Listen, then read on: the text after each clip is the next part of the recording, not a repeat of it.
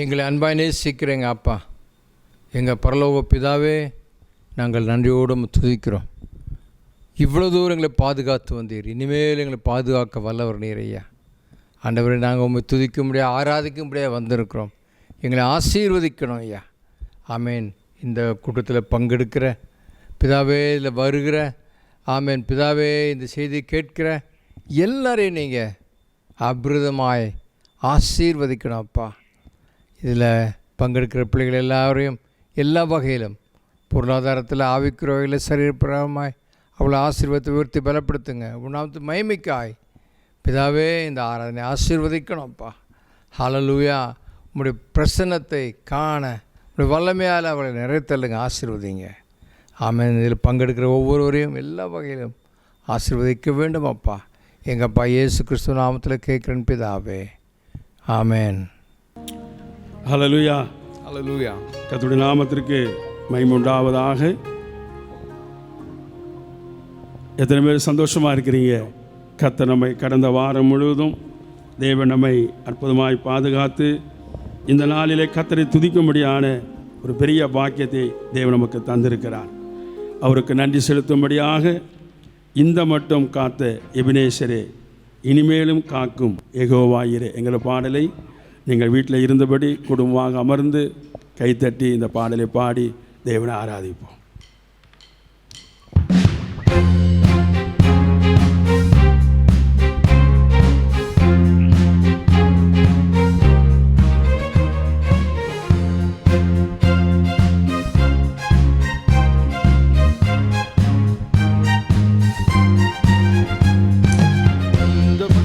இந்த மட்டும் காத்த எபினேசரே, இனிமேலும் காக்கும் யெகோவாயிரே. இந்த மட்டும் காத்த எபினேசரே, இனிமேலும் காக்கும் யெகோவாயிரே. எந்தன் வாழ்க்கையில் இம்மானுவேலரே, எந்தன் வாழ்க்கையில் இம்மானுவேலரே. புது வருடத்தின் நாட்களிலே, புது வருடத்தின் நாட்களிலே ஆமென். ஸ்தோத்தரிப்போம் நாமே துதிகளுடனே, ஆர்ப்பரிப்போம் அன்பர் இயேசுவை. ஹல்லேலூயா. ஸ்தோத்தரிப்போம் நாமே துதிகளுடனே, ஆர்ப்பரிப்போம் அன்பர் இயேசுவை. யோர்தானும் செங்கடலும் நம் எதிரில் எழும்பி வந்த போதிலும் காத்தவர். யோர்தானும் செங்கடலும் நம் எதிரில் எழும்பி வந்த போதிலும் காத்தவர். சாப பிசாசின் சோதனை போதிலும், சாப பிசாசின் சோதனை போதிலும் இயேசு நாமத்தில் அகற்றியவர், இயேசு நாமத்தில் அகற்றியவர். ஸ்தோத்தரிப்போம் நாமே துதிகளுடனே, ஆர்ப்பரிப்போம் அன்பர் இயேசுவை. ஹல்லேலூயா. ஸ்தோத்தரிப்போம் நாமே துதிகளுடனே, ஆர்ப்பரிப்போம் அன்பர் இயேசுவை. சேயை காக்கும் ஒரு தாய் போலவே இந்த மாயலோகில் என்னை காக்கும் தேவனே. சேயை காக்கும் ஒரு தாய் போலவே இந்த மாயலோகில் என்னை காக்கும் தேவனே. மகத்தான கிருபையின் மேலே, மகத்தான கிருபையின் மேலே மகிபா நீரூற்றிடுமே, மகிபா நீரூற்றிடுமே. ஸ்தோத்தரிப்போம் நாமே துதிகளுடனே, ஆர்ப்பரிப்போம் அன்பர் இயேசுவை. ஹல்லேலூயா. ஸ்தோத்தரிப்போம் நாமே துதிகளுடனே, ஆர்ப்பரிப்போம் அன்பர் இயேசுவை. பழமை எல்லாம் ஒழிந்து போனதே, எல்லாம் புதிதாக தேவனால் ஆனதே. பழமை எல்லாம் ஒழிந்து போனதே, எல்லாம் புதிதாக தேவனால் ஆனதே. உந்தன் மகிமையில் இறங்கியே வாருமே, உந்தன் மகிமையில் இறங்கியே வாருமே. நாங்கள் மறுரூபமடைந்திடவே, நாங்கள் மறுரூபமடைந்திடவே. ஸ்தோத்தரிப்போம் நாமே துதிகளுடனே, ஆர்ப்பரிப்போம் அன்பர் இயேசுவை. ஹல்லேலூயா. ஸ்தோத்தரிப்போம் நாமே துதிகளுடனே, ஆர்ப்பரிப்போம் அன்பர் இயேசுவை. இந்த மட்டும் காத்த எபினேசரே, இனிமேலும் காக்கும் யெகோவாயிரே. இந்த மட்டும் காத்த எபினேசரே, இனிமேலும் காக்கும் யெகோவாயிரே. எங்கள் வாழ்க்கையில் இம்மானுவேலரே, எங்கள் வாழ்க்கையில் இம்மானுவேலரே.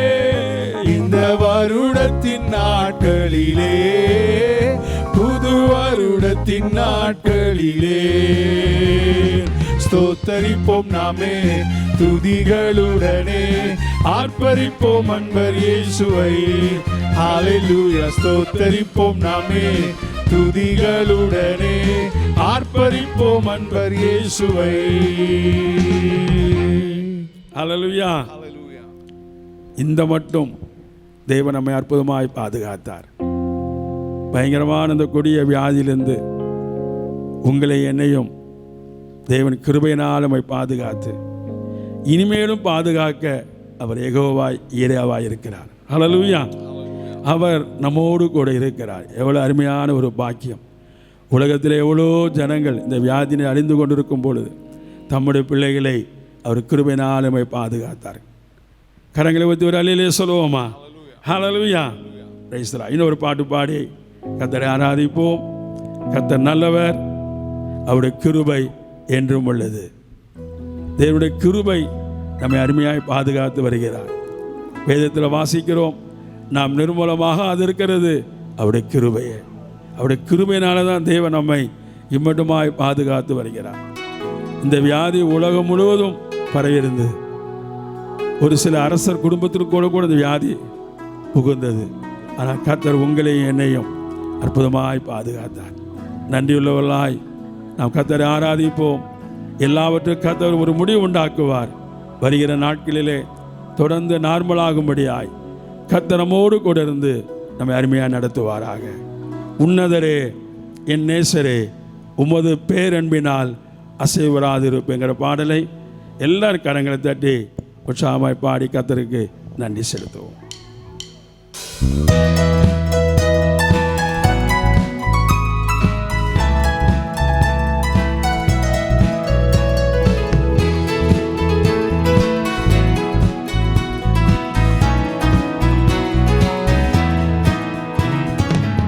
உன்னதரே, என் நேசரே, உமது பேரன்பினால் அசைவுறாதிருப்பே. உன்னதரே, என் நேசரே, உமது பேரன்பினால் அசைவுறாதிருப்பே. முழு மனதோடு நன்றி சொல்வே, முகமலர்ந்து நன்றி சொல்வே.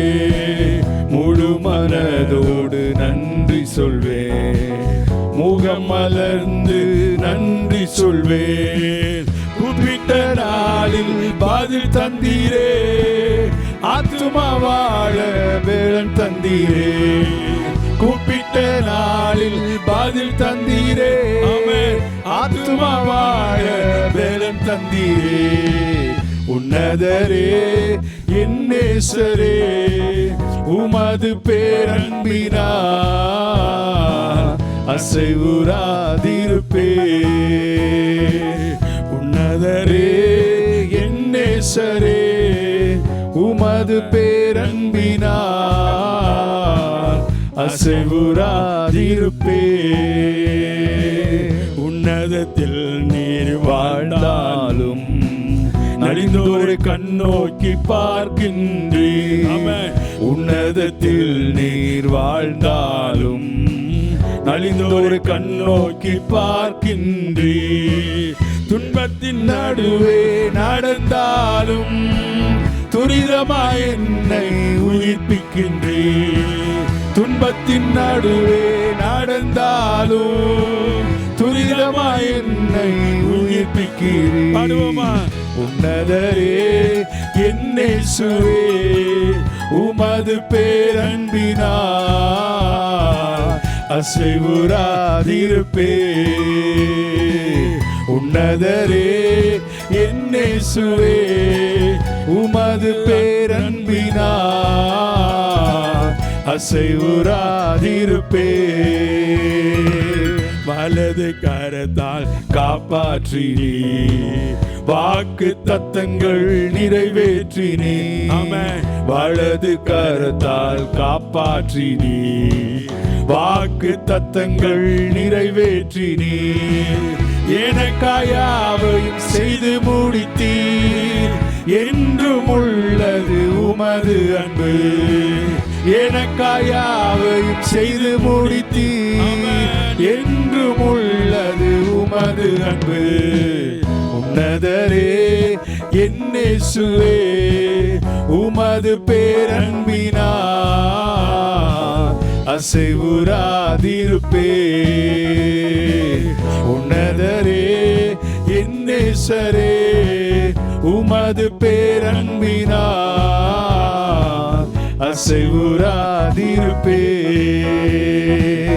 உந்தன் நினைவில் அகமகிழ்வே, நீ தந்த வெற்றியில் களி கூறுவே. உந்தன் நினைவில் அகமகிழ்வே, நீ தந்த வெற்றியில் களி கூறுவே. மனதின் ஏக்கங்கள் மாலர செய்தீர், வாய்விட்டு கேட்டதை மறுக்கவில்லை. மனதின் ஏக்கங்கள் மாலர செய்தீர், வாய்விட்டு கேட்டதை மறுக்கவில்லை. உன்னதரே என் நேசரே, உமது பேரன்பினால்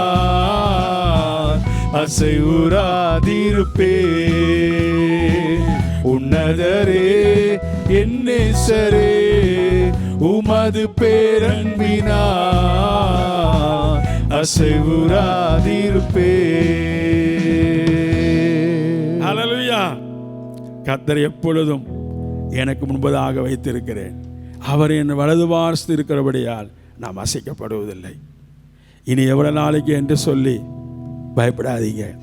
கர்த்தர் சீக்கிரமாய் நல்ல ஒரு முடிவை தந்து சபையில் தேவனை ஆராதிக்க கர்த்தர் கிருபை செய்வார். எத்தனை பேர் விசுவாசிக்கிறீங்க? ஹல்லேலூயா. இம்மட்டும் நம்மை நடத்தின கர்த்தர் கடந்த வாரம் முழுவதும் இந்த ஜனவரி தொடங்கி ஏறக்குறைய 5.5 மாதங்களாக தேவன் நம்மோடு கூட இருந்தார். கடந்த 2 மாதங்களுக்கு மேலாக பயங்கரமான இந்த வியாதியிலிருந்து தேவன் நம்மையும் நம்முடைய குடும்பத்தையும் நம்முடைய சபையையும் கர்த்தர் பாதுகாத்தார். ஹல்லேலூயா. உன்னதமான மறைவின் நிழலிலே தேவன் நம்மை பாதுகாத்தார். கர்த்தர் கொடுத்த வாக்கு தத்தத்தின்படி தீங்கு நாட்களிலே நம்முடைய கூடார மறைவிலே வைத்து ஒளித்து வைத்து கண்மலையின் மேலே நம்மை உயர்த்துவார். எதை குறித்து பயப்பட வேண்டாம். தேவன் உங்களோடு கூட இருக்கிறார். தேவன் நம்மோடு கூட இருக்கிறார். எல்லா காரியங்களையும் தேவன் நமக்கு அருமையாய் செய்வார்.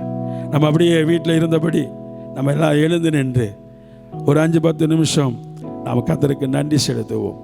கர்த்தர் இம்மட்டும் நம்மை பாதுகாத்தார். நம்முடைய குடும்பத்தையும் நம்முடைய பிள்ளைகளையும் யாவையும் பாதுகாத்தார். பஞ்சகாலத்தில் எலியாவை போஷித்த ஆண்டவர், சாரிபாத்து ஊரில் அந்த விதவையை போஷித்த ஆண்டவர் தான் நாம் ஆராதிக்கிறோம். நிச்சயமாய் அவரை போஷித்தது உண்மையானால் கர்த்தர் நம்மையும் போஷிக்க அவர் அதிக வல்லமுள்ளவராக இருக்கிறார். ஆமென். ஹல்லேலூயா. நம்மளாம் எழுந்து நின்று நம்ம அப்படியே கண்களை மூடினவர்களாய் கர்த்தருக்கு நன்றி செலுத்துவோம். நீர் எனக்கு மறைவிடமாக இருக்கிறீர்.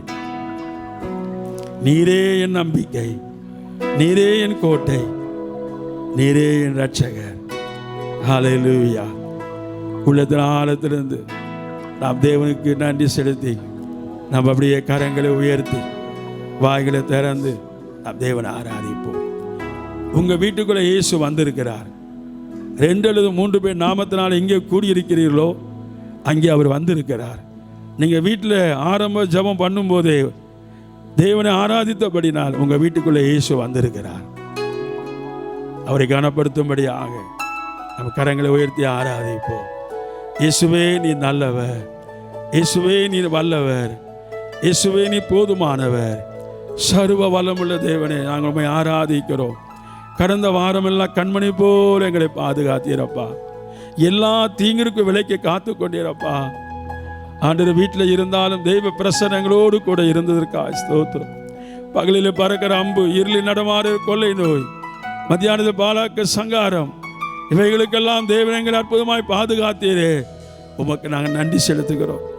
தேவன் எங்களுக்கு அடைக்கலமும் பலனும், ஆபத்து காலத்தில் அனுகூலமான துணையாக இருந்தீரப்பா. எங்களுடைய எல்லா குறைகளின் மத்தியிலும் நீ நிறைவாக இருந்தீர் ஆண்டவரே. எங்களுடைய தேவையெல்லாம் நீங்கள் சந்தித்த ஆண்டவரே. ஹல்லேலூயா, ஹல்லேலூயா. எல்லா சூழ்நிலையிலையும் கர்த்தர் எங்களோடு கூட இருந்தீர் ஆண்டவரே. உண்ண உணவும் உடுக்க உடையும் இருக்க தந்த வீடு கொடுத்திருக்கா ஸ்தோத்திரம் ஆண்டவரே. உங்களுடைய ரட்சிப்பு எங்களுக்கு தந்திருக்கா ஸ்தோத்திரம். பாவ மன்னிப்பு நிச்சயத்தை தந்திருக்கா ஸ்தோத்திரம். உங்களுடைய பாதுகாப்புக்கா ஸ்தோத்திரம் ஆண்டவரே. ஸ்தோத்திரம், ஸ்தோத்திரம், ஸ்தோத்திரம். ஹல்லேலூயா, ஹல்லேலூயா, ஹல்லேலூயா, ஹல்லேலூயா. கடந்த வாரம் முழுவதும் தேவன் நம்மை அற்புதமாய் பாதுகாத்தபடினால கரங்களை தட்டி கர்த்தரை மகிமைப்படுத்துவோம். ஸ்தோத்திரம், ஸ்தோத்திரம், ஸ்தோத்திரம். இம்மட்டும் நம்மை நடத்தின தேவன் வரும் நாட்களே தேவன் நம்மை அற்புதமாய் நடத்த போவதற்காக கர்த்தரை ஸ்தோத்திரம் பண்ணுவோம். ஹல்லேலூயா, ஹல்லேலூயா, ஹல்லேலூயா. நாம் நினைப்பதற்கும் எண்ணவதற்கும் மேலான காரியங்களை செய்வார். துன்பத்தை கண்ட நாட்களுக்கு தக்கபடி கர்த்தர் உங்களை மகிழ்ச்சியாக்குவார். அதில் எந்த விதமான சந்தேகம் இல்லை. வரும் நாட்களில் கர்த்தர் உங்களுக்கு சகலவித ஆசீர்வாதங்களோடு கூட கர்த்தர் உங்களை அற்புதமாய் நடத்துவார். கர்த்தரை நம்புகிற பிள்ளைகளை அவர் ஒருபோதும் மறக்கிறதில்லை. என் ஜனங்கள் ஒருபோதும் வெட்கப்பட்டு போவதில்லை. ஹல்லேலூயா, ஹல்லேலூயா, ஹல்லேலூயா. அப்படி ஆராதித்தவர்களாய் தேவனுக்கு நன்றி செலுத்துவோம். ஹல்லேலூயா, ஹல்லேலூயா. Praise the Lord. ஆமென்.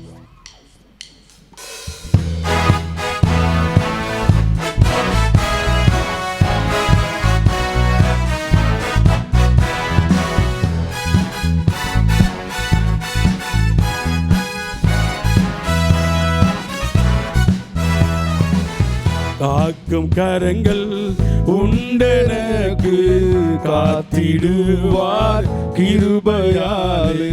காக்கும் கரங்கள் உண்டெனக்கு காத்திடுவார் கிருபையாலே. அல்லேலூயா பாடி பாடி அலைகளை நான் தாண்டிடுவேன். அல்லேலூயா பாடி பாடி அலைகளை நான் தாண்டிடுவேன். நம்புவேன் இயேசுவை, நம்புவேன் இயேசுவை, நம்புவேன் இயேசுவை, நம்புவேன் இயேசுவை. நிந்தனைகள் போராட்டம் வந்தும் நிதியின் தேவன் தாங்கினாரே. நிந்தனைகள் போராட்டம் வந்தும் நிதியின் தேவன் தாங்கினாரே. நேச கோடி என்மேல் பறக்க நேசருக்காய் ஜீவித்திடுவேன். நேச கோடி என்மேல் பறக்க நேசருக்காய் ஜீவித்திடுவேன். நம்புவேன் இயேசுவை, நம்புவேன் இயேசுவை, நம்புவேன் இயேசுவை, நம்புவேன் இயேசுவை. கண்மலைகள் பேர்க்கும்படியாய் கர்த்தர் என்னை கரம் பிடித்தார். கண்மலைகள் பேர்க்கும்படியாய் கர்த்தர் என்னை கரம் பிடித்தார். காத்திருந்து பலனடைந்து கழுகு போல எழும்பிடுவேன். காத்திருந்து பலனடைந்து கழுகு போல எழும்பிடுவேன். நம்புவேன் இயேசுவை, நம்புவேன் இயேசுவை, நம்புவேன் இயேசுவை, நம்புவேன் இயேசுவை. அத்திமரம் துளிர் விடாமல் ஆட்டு மந்தை முதலற்றாலும் அத்திமரம் துளிர் விடாமல் ஆட்டு மந்தை முதலற்றாலும் கர்த்தருக்கு காத்திருப்போர் வெட்கப்பட்டு போவதில்லை. கர்த்தருக்கு காத்திருப்போர் வெட்கப்பட்டு போவதில்லை. நம்பருக்கு காத்திருப்போர் வெட்கப்பட்டு போவதில்லை. கர்த்தருக்கு காத்திருப்போர் வெட்கப்பட்டு போவதில்லை. நம்புவேன் இயேசுவை, நம்புவேன் இயேசுவை, நம்புவேன் இயேசுவை, நம்புவேன் இயேசுவை. உம்மாலே நான் ஒரு சேனைக்குள் பாய்வேன், உம்மாலே நான் ஒரு சேனைக்குள் பாய்வேன், மதிலை தாண்டிடுவேன், நான் மதிலை தாண்டிடுவேன். உம்மாலே நான் ஒரு சேனைக்குள் பாய்வேன், உம்மாலே நான் ஒரு சேனைக்குள் பாய்வேன், மதிலை தாண்டிடுவேன், மதிலை தாண்டிடுவேன். ஐயா ஸ்தோத்திரம், இசையா ஸ்தோத்திரம், ஐயா ஸ்தோத்திரம், இசையா ஸ்தோத்திரம். எனது விளக்கு எரிய செய்தீர், எனது விளக்கை எரிய செய்தீர், இருளை ஒளியாக்கினீர், இருளை ஒளியாக்கினீர். ஸ்தோத்திரம் இசையா ஸ்தோத்திரம், ஐயா ஸ்தோத்திரம், இசையா ஸ்தோத்திரம்.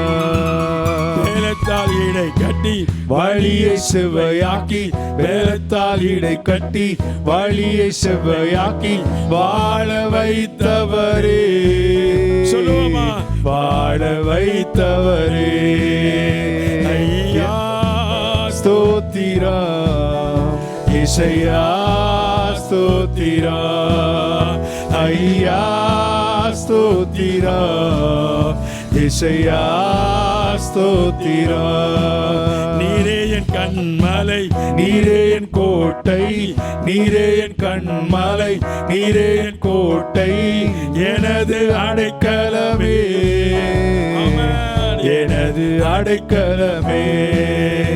ஐயா ஸ்தோத்திரம், இசையா ஸ்தோத்திரம், ஐயா ஸ்தோத்திரம், இசையா ஸ்தோத்திரம்.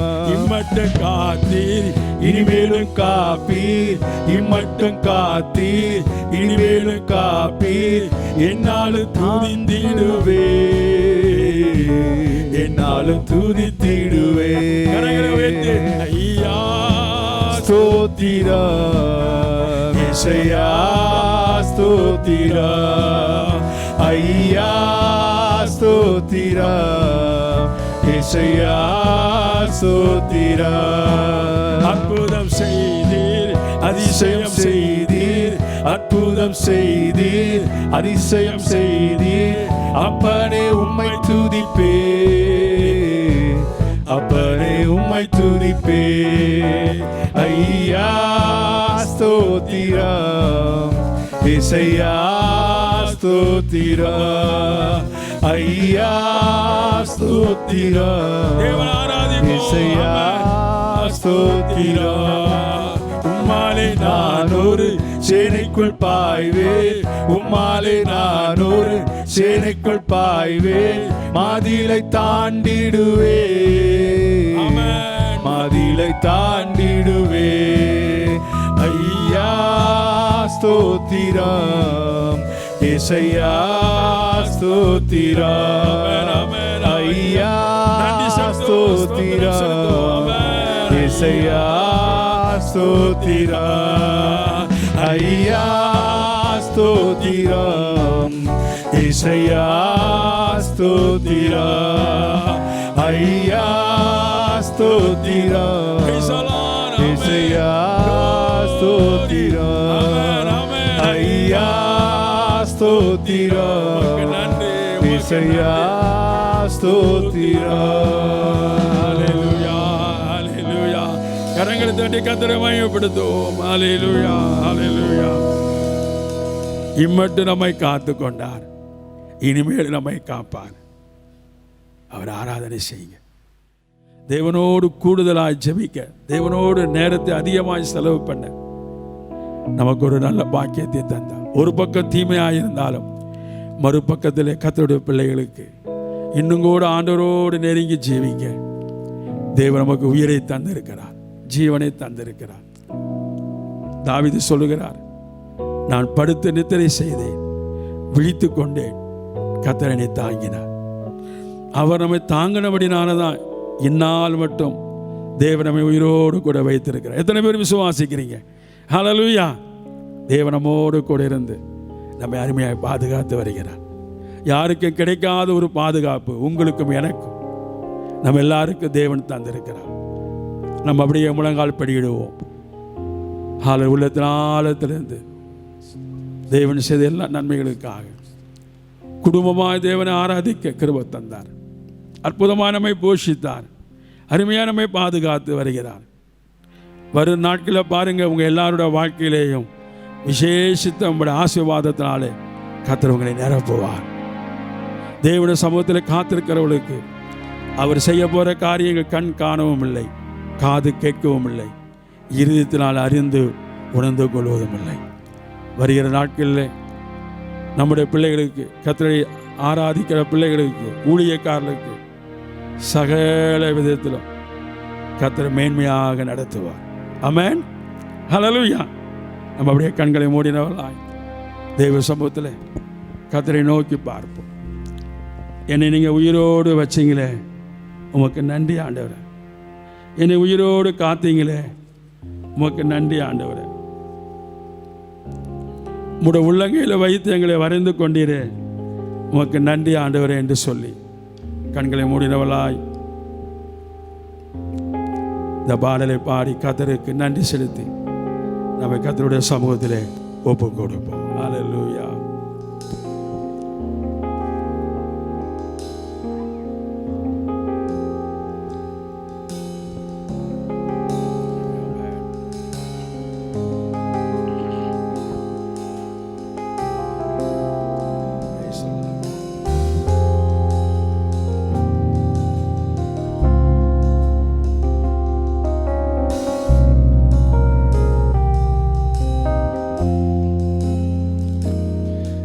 என்னை உயிரோடு காத்தவரே அப்பா நன்றி. கரங்களை உயர்த்தி முழங்கால் படிட்டு, என்னை உயிரோடு வைத்தவரே அப்பா நன்றி. என்னை உயிரோடு காத்தவரே அப்பா நன்றி. என்னை உயிரோடு வைத்தவரே அப்பா நன்றி. உள்ளம் கையில் என்னை வரைந்தவரே, என் ஜீவிய நாட்கள் உம் கரத்தில். உள்ளங்கையில் என்னை வரைந்தவரே, என் ஜீவிய நாட்கள் உம் கரத்தில். உம் சித்தம் செய்ய விரும்புகிறே. அர்ப்பணிப்போடு ஆமென். கிருபையாய் தந்த வாழ்விலே உம் சித்தம் செய்ய விரும்புகிறே. நீர் கிருபையாய் கிருபையாய் தந்த வாழ்விலே கரங்களை அசைத்து அப்பா நன்றி ராஜா நன்றி அப்பா நன்றி ராஜா நன்றி என்னை உயிரோடு காத்தவரே அப்பா நன்றி என்னை உயிரோடு வைத்தவரே அப்பா நன்றி கடந்த நாட்கள் என்னை கண்மணி போல் காத்தவரே என்றும் நன்றி ஐயா கடந்த நாட்கள் என்னை கண்மணி போல் காத்தவரே என்றும் நன்றி ஐயா வாழ்வில் இனி வரும் நாட்களெல்லாம் உம் கரங்களில் ஏந்திடுமே வாழ்வில் இனி வரும் நாட்களெல்லாம் உம் கரங்களில் ஏந்திடுமே அப்பா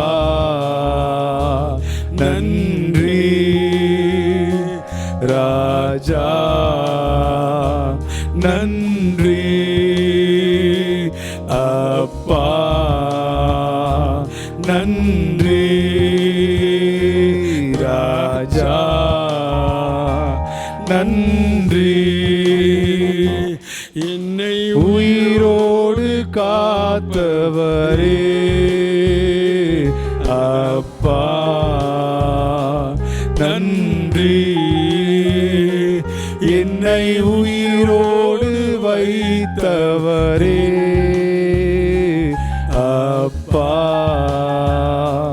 நன்றி ராஜா நன்றி அப்பா நன்றி ராஜா நன்றி ஹல்லேலூயா ஹல்லேலூயா ஹல்லேலூயா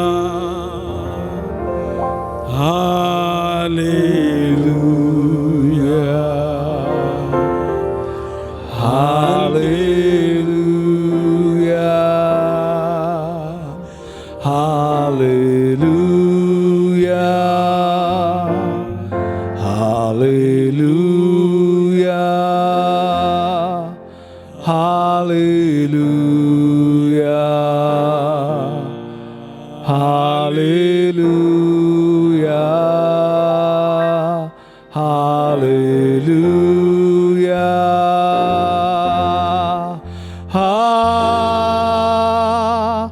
ஹல்லேலூயா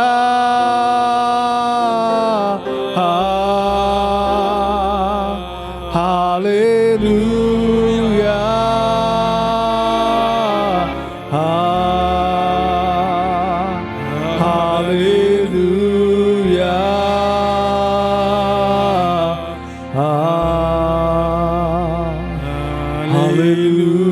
ஹல்லேலூயா ஹல்லேலூயா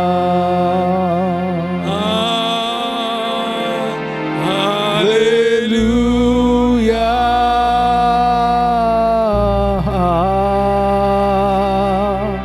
ஹல்லேலூயா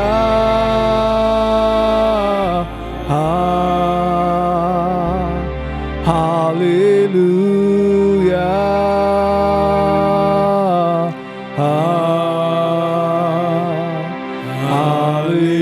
ஹல்லேலூயா. எல்லாரும் ஜெப நிலைமையிலேயே கண்களை மூடி கர்த்தரை நோக்கி பார்ப்போம். நம்மை உயிரோடு காத்தவர், நம்ம உயிரோடு வைத்தவர். வாழ்விலே இனி வருகிற நாட்களெல்லாம் கர்த்தருடைய சித்தம் மாத்திரம் நம்முடைய வாழ்க்கையை செய்யும்படியாய் இந்த நாளில் ஒரு விஷயம் கூட தெய்வ கரங்களில் ஒப்பு கொடுங்க. கர்த்தர் உங்களை கொண்டு பெரிய காரியங்களை செய்வார். இந்த நாட்களில் அர்ப்பணிக்கிற குடும்பத்தை கர்த்தர் எதிர்பார்க்கிறார். கர்த்தர் நிச்சயமாகவே உங்களை நடத்துவார், போஷிப்பார், பராமரிப்பார், பரிசுத்தப்படுத்துவார். ஆமென், ஆமென். மகா பரிசுத்தமுள்ள பிதாவே, இந்த நல்ல அருமையான வேலைக்காய் ஸ்தோத்திரம் ஆண்டவரே. இந்த நாளிலே தேவன் மகிமைப்பட்டதற்காய் ஸ்தோத்திரம். எவ்வளோ நேரம் உடைய பிரசன்னம் எங்கள் மத்தியில் இருந்து எங்களை ஆசீர்வதித்திற்காய் ஸ்தோத்திரம். எங்களுடைய சபையார் யாவரையும் ஒரு விஷயம் கூட உங்களுடைய கரத்தில் ஒப்புக் கொடுக்கிறோம். இம்மட்டும் நடத்தின கர்த்தர் தொடர்ந்து அவள் அற்புதமாய் வருகிற நாட்களிலே இந்த மாதம் முடிய அற்புதமாய் நடத்துவீராக. ஆவிக்குரிய பூமிக்குரிய பொருளாதார சகல தேவைகளையும் கர்த்தர் சந்திப்பீராக. உடைய பிள்ளைகளை கர்த்தர் அபிரதமாய் ஆசீர்வதிக்கும்படிக்காய் ஜெபிக்கிறோம். கண்ணீரோடு, பாரத்தோடு, கவலையோடு, வேதனையோடு, துக்கத்தோடு இருக்கிற மக்களுக்கு கர்த்தர் இந்த நாட்களில் விடுதலை கொடுப்பீராக, ஜெயத்தை கொடுப்பீராக. எங்களுடைய சபையில் இருக்கிற ஏழை ஜனங்களுக்காக, எளியவர்களுக்காக, திக்கற்றவர்களுக்காக, விதவைகளுக்காக ஜெபிக்கிறோம். கர்த்தருடைய கண்ணீரெல்லாம் துடைப்பீராக. ஹல்லேலூயா. எங்களுடைய சபையார் யாவரையும் உங்களுடைய கரத்தில் ஒப்புக் கொடுக்கிறோம். தேவையில்லெல்லாம் கர்த்தர் சந்திப்பீராக. யாராவது சுகமில்லாமல் இருப்பார்கள், ஆனால் ஆண்டவரே அவளை தொடுவீராக. அற்புதமான சுகத்தை கொடுத்து சாட்சியாய் கர்த்தர் நிறுத்தும்படிக்காக ஜெபிக்கிறோம். பணப்பிரச்சனை, கணப்பிரச்சனை உள்ள மக்களுக்காக ஜெபிக்கிறோம். கர்த்தர் விடுதலை கொடுப்பீராக. இந்த கொரோனா வைரஸினால் பாதிக்கப்பட்டிருக்கிற, தனிமைப்படுத்தப்பட்டிருக்கிற ஜனங்களுக்காக ஜெபிக்கிறோம். நாங்கள் சபையாராக ஜெபிக்கிறோம் ஒரு மனதோடு. ஏசப்பா, அவளுக்கு நல்ல ஒரு ஆறுதலை கொடுப்பீராக. அதிலிருந்து அவள் வெளியே வரும்படியாக கர்த்தர் கிருபை செய்வீராக. எங்களுடைய இந்திய தேசத்தை உடைய கருத்தில் ஒப்புக் கொடுக்கிறோம். கொரோனா இல்லாத தேசமாக கர்த்தர் தாமே ஆசீர்வதித்து தருவீராக. இந்த வைரஸை உண்டாக்குற கிருமிகள் எல்லாம் இயேசுவின் நாமத்தினால் அழிக்கிறோம், இயேசுவின் ரத்தத்தினால் அழிக்கிறோம் ஆண்டவரே. ஹல்லேலூயா. குறிப்பாக மும்பை பட்டணத்திற்காக, டெல்லிக்காக ஆண்டவரே, தகப்பனே, குஜராத்துக்காக, ராஜஸ்தானுக்காக, மத்திய பிரதேசத்திற்காக, தமிழ்நாடு, கேரளா, ஆந்திராவுக்காக, கர்நாடகாவுக்காக ஜெபிக்கிறோம். எங்களுடைய இந்தியா முழுவதும் இந்த கிருமிகள் இல்லாதபடிக்கு ஆண்டவராக இயேசுவின் ரத்தத்தினாலே அழிக்கிறோம் ஆண்டவரே. ஆண்டவரே உமக்கு நன்றி. எங்கள் தலைமை போதுகிற ஐயாவுக்காக, பாஸ்டம்மாவுக்காக, பிள்ளைகளுக்காக, குடும்பங்களுக்காக ஜெபிக்கிறோம். சபையாருக்காக ஜெபிக்கிறோம். இப்பொழுது செய்தி கொடுக்கிற நம்முடைய மகனுக்காக ஜெபிக்கிறோம். கர்த்தர் அபிஷேகத்தோடு பயன்படுத்துவீராக. தொடர்ந்து எங்களோடு பேசுங்க. தொடர்ந்து தெய்வ பிரசன்னம் எங்களை நடத்துவீராக. இயேசுவின் நாமத்தில் கேட்கிறோம் பிதாவே. ஆமென்.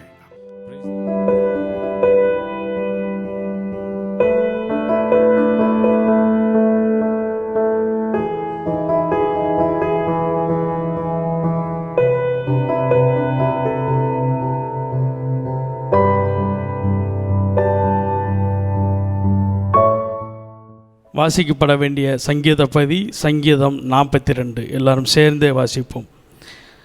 மானானது நீரோடைகளை வாஞ்சித்து கதறுவது போல தேவனே, என் ஆத்துமா உம்மை வாஞ்சித்து கதறுகிறது. என் ஆத்துமா தேவன் மேல், ஜீவனுள்ள தேவன் மேலேயே தாகமாக இருக்கிறது. நான் எப்பொழுது தேவனுடைய சந்நிதியில் வந்து நிற்பேன்? உன் தேவன் எங்கே என்று அவர்கள் நாள்தோறும் என்னிடத்தில் சொல்லுகிறபடியால் இரவும் பகலும் என் கண்ணீரே எனக்கு உணவாயிற்று. முன்னே நான் பண்டிகையை ஆசரிக்கிற ஜனங்களோட கூட நடந்து கூட்டத்தின் களிப்பும் துதியுமான சத்தத்தோடு தேவாலயத்திற்கு போய் வருவேனே. இவைகளை நான் நினைக்கும்போது என் உள்ளம் எனக்குள்ளே உருகுகிறது. என் ஆத்துமாவே, நீ ஏன் கலங்குகிறாய்? ஏன் எனக்குள் தியங்குகிறாய்? தேவனை நோக்கி காத்திரு. அவர் சமூகத்து இரட்சிப்பின் நிமித்தம் நான் இன்னும் அவரை துதிப்பேன். என் தேவனே, என் ஆத்துமா எனக்குள் கலங்குகிறது. ஆகையால் யோர்தான் தேசத்திலும் எர்மோன் மலைகளிலும் சிறு மலைகளிலுமிருந்து உம்மை நினைக்கிறேன். உமது மதகுகளின் இரைச்சலால் ஆழத்தை ஆழம் கூப்பிடுகிறது. உமது அலைகளும் திரைகளும் எல்லாம் என்மேல் புரண்டு போகிறது. ஆகிலும் கர்த்தர் பகற்காலத்திலே தமது கிருபையை கட்டளையிடுகிறார். இராக்காலத்திலே அவரை பாடும் பாட்டு என் வாயில் இருக்கிறது. என் ஜீவனுடைய தேவனை நோக்கி விண்ணப்பம் செய்கிறேன். நான் என் கண்மலையாகிய தேவனை நோக்கி, ஏன் என்னை மறந்தீர்? சத்துருவினால் ஒடுக்கப்பட்டு நான் ஏன் துக்கத்துடனே திரிய வேண்டும் என்று சொல்லுகிறேன். உன் தேவன் எங்கே என்று என் சத்துருக்கள் நாள்தோறும் என்னோடு சொல்லி என்னை நிந்திப்பது என் எலும்புகளை உருவ குத்துகிறது போல் இருக்கிறது.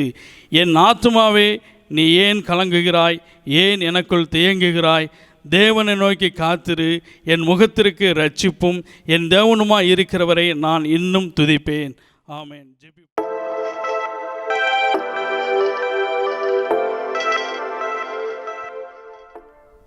கர்த்தருடைய பரிசுத்த நாமத்துக்கு ஸ்தோத்திரம் உண்டாவதாக.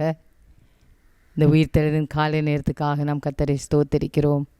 உலகத்தில் அநேக காரியங்கள் மாறி போய்விட்டது. ஆனால் மாறாத கர்த்தர் ஒருவர் இருக்கிறார். அவருடைய வசனங்கள் மாறாது.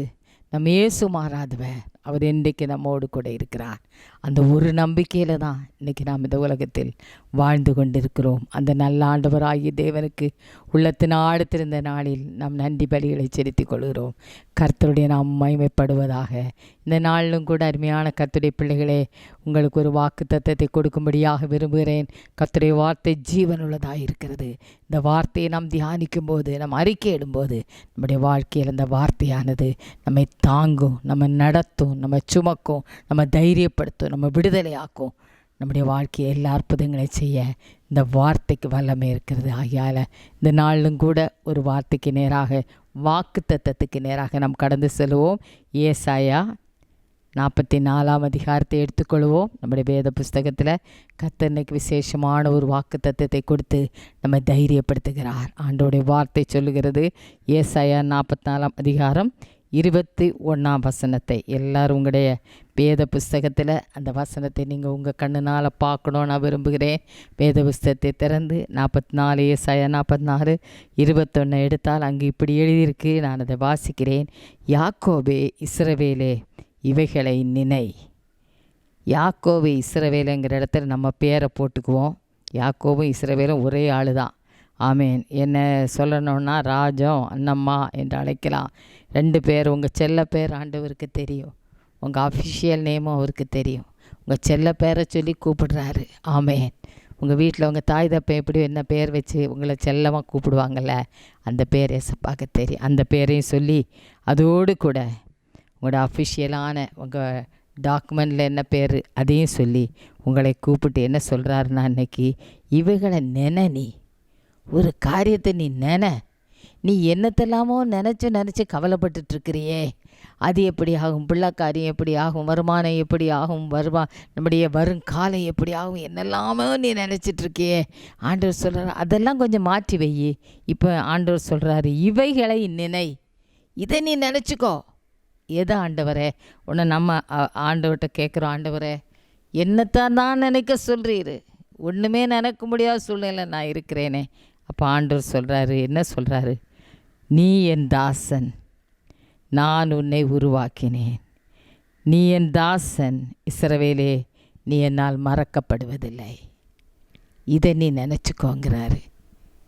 இந்த காலை நேரத்து கர்த்தருடைய பிள்ளைகளே, உங்களை என்னையும் பார்த்து கர்த்தர் ஒரு வார்த்தையை சொல்கிறாரு. நீ என்னத்தெல்லாமல் நினச்சி குழம்பி சங்கடப்பட்டு கண்ணீர் வடித்து பயந்து நடுங்கிக்கிட்டு இருக்கிறியே. என் குடும்பமே அழிஞ்சிருமா? நான் எப்படி வாழுவேன்? என் வருமானம் எப்படி, வருங்காலம் எப்படி நினைக்கிற, அழுகிற, கண்ணீர் வடிக்கிற, பயப்படுற, நடுங்குற. கர்த்தர் சொல்கிறாரு, அந்த நினைவுகளால் உனக்கு பலன் இல்லை. இந்த காரியத்தை நினச்சி பாரு. உன் உள்ளத்தில் இதை பதிச்சு பாரு. எதை ஆண்டவரே அனுசு கேட்ட அவர் சொல்கிறாரு, நீ என் தாசன் இஸ்ரவேலே, நீ என்னால் மறக்கப்படுவதில்லை. நீ என் தாசன், நீ எனக்குள்ளவன், என் மகன், என் பிள்ளை, என் மகா என்று. நீ என் மாம்சத்தின் மாம்சம், என் இரத்தத்தின் இரத்தம். நீ என் நம்மை உரிமை பாராட்ட. ஒருவேளை அந்த உலகத்தில் யாரும் இல்லாமல் இருக்கலாம். நம்முடைய தாய் தப்ப கூட பிறந்தவங்க கூட நம்மை நினைக்காமல் இருக்கலாம். நம்மை உரிமை பாராட்ட விருப்பமில்லாதவளாக இருக்கலாம். ஷரபாதரா. ஆனால் இந்த காலை நேரத்து கர்த்தர் சொல்கிறார், நீ என் தாசன். உன்னை உரிமை பாராட்டுறாருங்க. உன்னை நான் என் பிள்ளைன்னு சொல்கிறாரு. அநேகர் சொல்ல வெக்கப்படலாம். தாய் தப்பனே வெக்கப்படலாம். சொந்தக்காரங்க வெக்கப்படலாம். ஏசு இன்னைக்கு வெக்கப்படுறதில்ல. ஏசு சொல்ல, நீ என் மகன், நீ என் தாசன் அப்படின்னு சொல்ல, நீ என்னால் மறக்கப்படுவதில்லை. யார் வேணால் உன்னை மறக்கலாம். எல்லாருமே மறந்துடுவாங்க. ஆனால் நான் உன்னை மறக்க மாட்டேன். இஸ்ரவேலே, நீ என் தாசன், நீ என்னால் மறக்கப்படுவதில்லை. இந்த வாக்கு தத்தத்தை இந்த காலை நேரத்துக்கு உனக்கு நேராய் கடந்து வருகிறது. நீ என் தாசன், நீ என்னுடைய மகள், நீ என்னால் மறக்கப்படுவதில்லை. ஒரு நாள் நான் உன்னை மறக்க மாட்டேன். வாழ்க்கையில் பிரச்சனை இருப்பது உண்மைதான், நீ வேதனையோடு இருப்பது உண்மைதான். ஆனால் உன்னை நேசிக்கிற ஒரு தேவன் உன் கூட இருக்கிறார். உன்னை மறக்க மாட்டேன்னு சொல்கிறாரு. யோசேப்பு நினச்ச எல்லாரும் என்ன மறந்துட்டாங்க. எங்கள் அப்பா மறந்துட்டார், அண்ணன்மாரை மறந்துட்டாங்க, எல்லாருமே மறந்தது உண்மைதான். ஆனால் பரலோகத்தின் தேவன் அவனை மறக்கவில்லை. அவனுடைய வாழ்க்கையில் பிரச்சனை வந்தது உண்மைதான். ஆனால் அவனுடைய வாழ்க்கையில் கர்த்தர் ஜெயத்தை கொடுத்தார் என்று வேதம் சொல்லுகிறது. நீ மறக்கப்படுகிறவள் அல்ல. உன் வாழ்க்கையில் இன்றைக்கி பிரச்சனை, ஆனால் கர்த்தர் சொல்கிறாரு, நீ என் மக தானே, நீ என் மகன் தானே, என்னால் மறக்கப்படுவதில்லை. அல்லேலூயா. என்ற வாக்கு தத்தத்தை இந்த காலை நேரத்து கர்த்தர் கொடுக்கிறார். இஸ்ரவேலே, நீ என்னால் மறக்கப்படுவதில்லை. இஸ்ரவேலே, உங்கள் பேரை வச்சுக்காங்க. இஸ்ரவேலே, நீ என்னால் மறக்கப்படுவதில்லை. இஸ்ரவேலே, நீ என்னால் மறக்கப்படுவதில்லை என்ற வார்த்தையை சொல்லி கர்த்தர் உங்களை தைரியப்படுத்துகிறார். இந்த வார்த்தையை இந்த காலை நேரத்தை எடுத்துக்கொள்ளும். நம்ம எல்லாரும் சேர்ந்து நாம் ஜெபிக்க போகிறோம். கூட்டு ஜெபத்துக்காக நாம் கடந்து போகிறோம். தேசத்துக்காக நாம் ஜெபிக்கிறோம். இந்த கொரோனா வியாதி நம்முடைய தேசத்திலிருந்து கடந்து போக, நம்முடைய மக்களை, ஜனங்களை கர்த்தர் பாதுகாக்க, இந்தியாவை பாதுகாக்க, தமிழ்நாட்டை பாதுகாக்க, நம்முடைய சபையை பாதுகாக்க, தேசத்தை பாதுகாக்க முடியாது. நம்ம எல்லாரும் திறப்புக்கு கடந்து வருவோமா? நம்முடைய உள்ளங்களை ஊற்றி, ஆண்டவரே நீ என்ன மறக்கப்படுவேன்னு சொன்னீங்களே, என்ன நீங்கள் மறக்க மாட்டீங்க, அதுக்காக ஸ்தோத்திரம். இந்த வார்த்தை இந்த வாரம் முழுசு சொல்லிகிட்டே இருப்போம். ஆண்டவரே ஞானும் நாளும் நீ என்ன மறக்கப்படுவதுன்னு சொன்னீங்களே, ஸ்தோத்திர ஸ்தோத்திர ஸ்தோத்திரம். சொல்லும்போதே உங்களுக்கு ஒரு பலம் கிடச்சிரும், சொல்லும்போதே உங்களுக்கு தைரியம் கிடச்சிரும். அல்லேலூயா. இப்படி எல்லாரும் ஜெபிப்போமா? ஆண்டவரே, உம்முடைய சமூகத்தை நாங்கள் சபையாக கடந்து வந்திருக்கிறோம். ஆண்டவரே, நீங்க சொன்ன வாக்கு தத்தத்தை நாங்கள் எங்கள் உள்ளத்தில் பதிக்கிறோம். யார் எங்களை மறந்தாலும் எங்களை மறக்காத ஒரு நேசர் இருக்கிறீரே, ஸ்தோத்திரம். நீ என்னால் மறக்கப்படுவதில் என்ற வார்த்தைக்காக ஸ்தோத்திரம். எங்களுடைய தேசத்துக்காக நாங்கள் திறப்பில் நிற்கிறோம். ஆண்டவரே, இந்த பயங்கரமான கொடூரமான வாதை எங்கள் நாட்டை விட்டு கடந்து செல்லட்டும் ஐயா. அநேக தெய்வ பிள்ளைகள் கண்ணீரோடு தெய்வ சமூகத்தில் நின்று கொண்டிருக்கிறார்கள். அவளோடு கூட நாங்களும் இணைந்து நாங்கள் ஜெபிக்கிறோம். எங்கள் தேசத்துக்காக நாங்கள் ஜெபிக்கிறோம். இயேசுவின் அதிகாரமுள்ள நாமத்தினால் இந்த வாதை இந்த தேசத்தை விட்டு கடந்து போகட்டும். இந்த கண்ணீர் மாறி போகட்டும். இந்த மரணம் மறைந்து போகட்டும். வேதனைகள் மாறட்டும். ஆண்டவரே, திரும்பவும் அமைதி விரலவட்டும். சமாதானம் உண்டாகட்டும். இந்த தேசத்து செழிப்பு உண்டாகட்டும். மகிழ்ச்சி உண்டாகட்டும். இயேசுவின் நாமத்தினால் இந்த வாத தேசத்தை கடந்து செல்லும்படியாக நாங்கள் ஒரு மனதோடு கட்டளையிடுகிறோம். தேசத்தை நாங்கள் ஆசீர்வதிக்கிறோம். தேசத்தை சமாதானம் உண்டாகட்டும். ஆண்டவரை, ஹீலிங் உண்டாகட்டும், சுகம் உண்டாகட்டும். தமிழ்நாட்டில் ஆரோக்கியம் உண்டாகட்டும், சுகம் உண்டாகட்டும். ஒவ்வொரு விசுவாசி வீடுகளிலும் சுகம் உண்டாகட்டும், பாதுகாப்பு உண்டாகட்டும். யாரெல்லாம் வியாதியோடு இருக்கிறார்களோ, பலவீனத்தோடு இருக்கிறார்களோ, அவளுக்காக நாங்கள் பிரத்யேகமாக ஒரு மனதோடு செபிக்கிறோம். ஆண்டவரை, அவளுக்கு பரிபூர்ணமான சுகத்தை கட்டளிடுவீராக, ஆரோக்கியத்தை கட்டளிடுவீராக. இயேசுவின் நாமத்தினால் அவருடைய குடும்ப காரியங்களில் கர்த்தருடைய கிருபை கூட இந்த வழி நடத்தட்டும் என்று நாங்கள் செபிக்கிறோம் ஐயா. அந்த குடும்பத்தில் தெய்வீகமான வல்லமை இறங்கட்டும் என்று நாங்கள் செபிக்கிறோம். தேசத்தில் உள்ள எல்லா ஜனங்களுக்காக, ஜாதிகளுக்காக நாங்கள் செபிக்கிறோம். ஊழியக்காலுக்காக, ஊழியங்களுக்காக நாங்கள் செபிக்கிறோம். தலைவர்களுக்காக, தேசத்தை ஆளுகளுக்காக நாங்கள் செபிக்கிறோம். தேசத்தை நடத்துவர்களுக்காக நாங்கள் செபிக்கிறோம். ஆண்டவரே, இயேசு கிறிஸ்துவின் நாமத்தில் எங்களுடைய சபையில் உள்ள விசுவாசிகளுக்காக, குடும்பங்களுக்காக ஜெபிக்கிறோம். எல்லாரையும் ஆண்டவருடைய கரத்துக்குள்ளால் நாங்கள் ஒரு மனதோடு அர்ப்பணித்து ஆசீர்வதிக்கிறோம். காத்துக்கொள்ளுவீராக. இதுவரையும் காத்தீரே, இனிமேலும் காப்பீர். அதற்காக நாங்கள் உமக்கு நன்றி செலுத்துகிறோம். இயேசு கிறிஸ்துவின் ஜீவன நாமத்தினால எங்களை ஆசீர்வதித்து விடுதலையும் வெற்றியையும் இயேசுவின் நாமத்தில் நாங்கள் எடுத்துக்கொள்கிறோம். இடு நல்ல பிதாவே. ஆமென், ஆமென். God bless you. கர்த்தர் உங்களை ஆசீர்வதிப்பாராக. ஆமென்.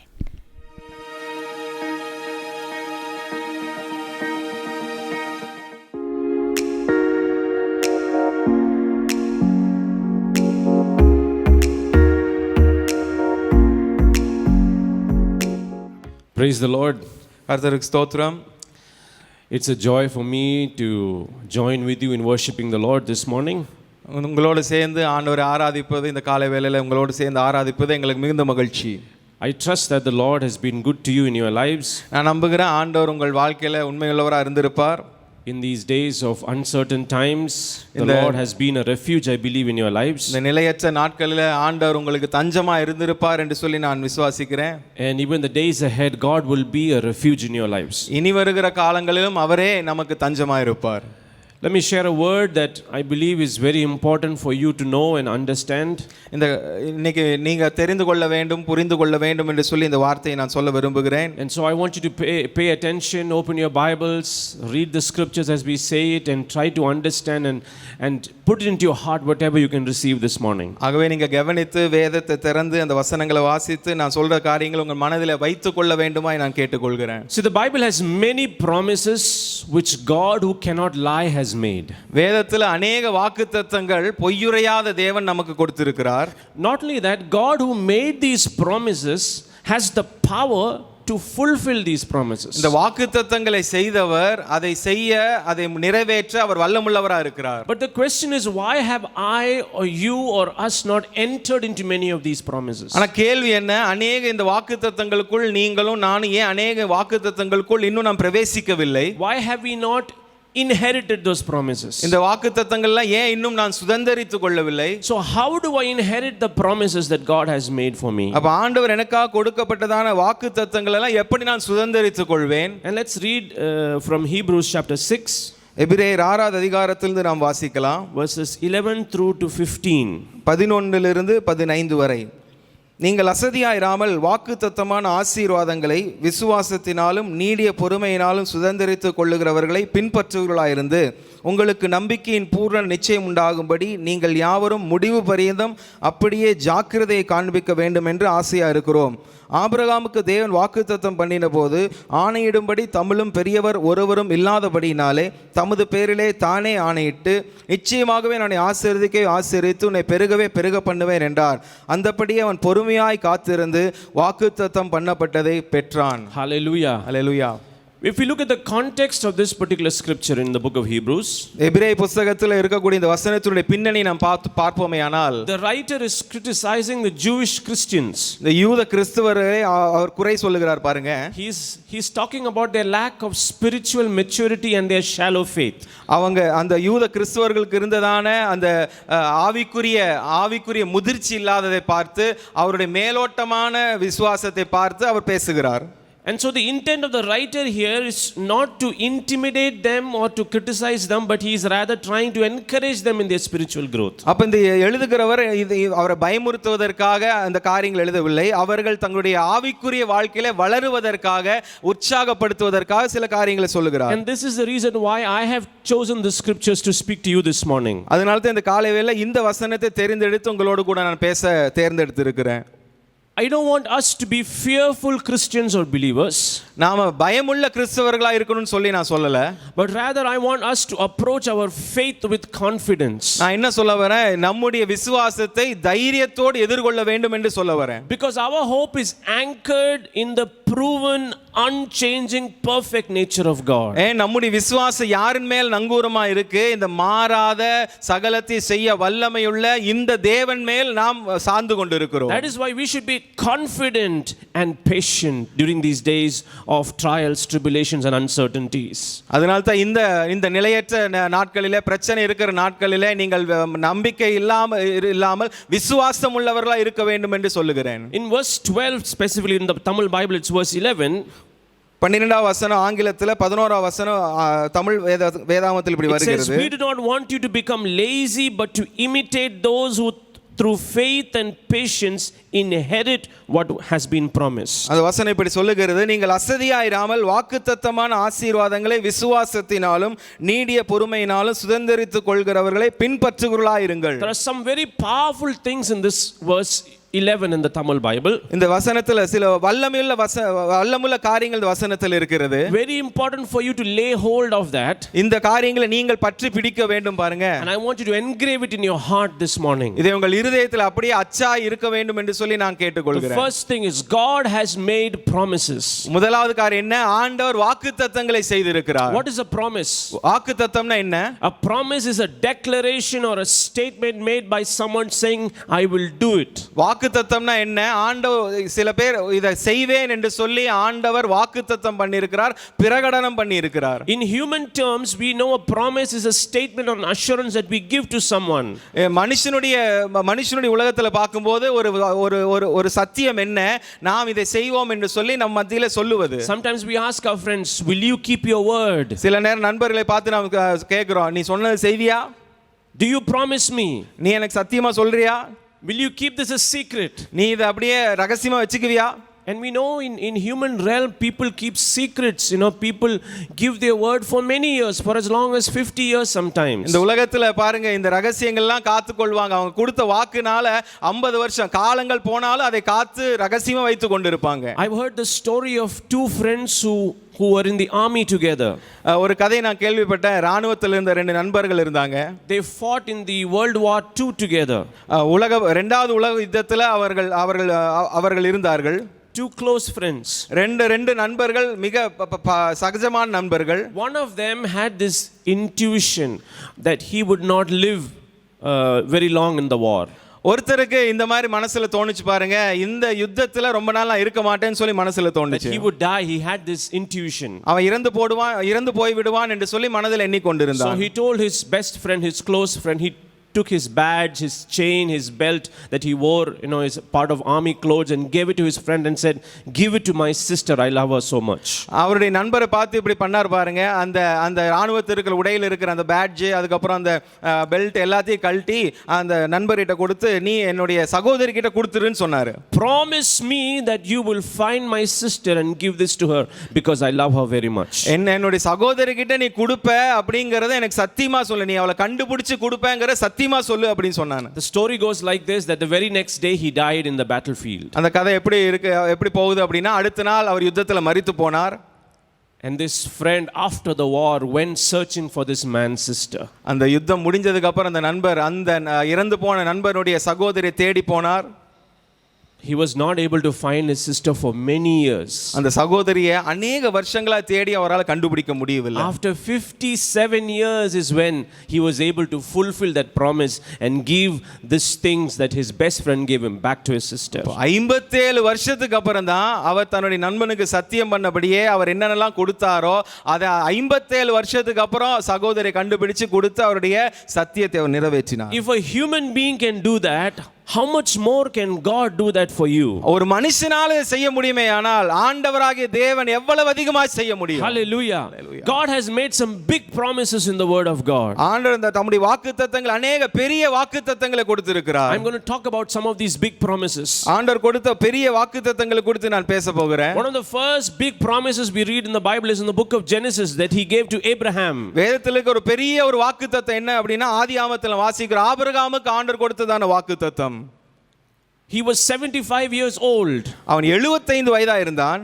An old man by our standard today. நம்முடைய பார்வையின்படி அவர் மிக முதிர்ச்சியான வயதுள்ளவன். God first spoke to him. அவனுக்கு முதலாவது ஆண்டவர் பேசினார்.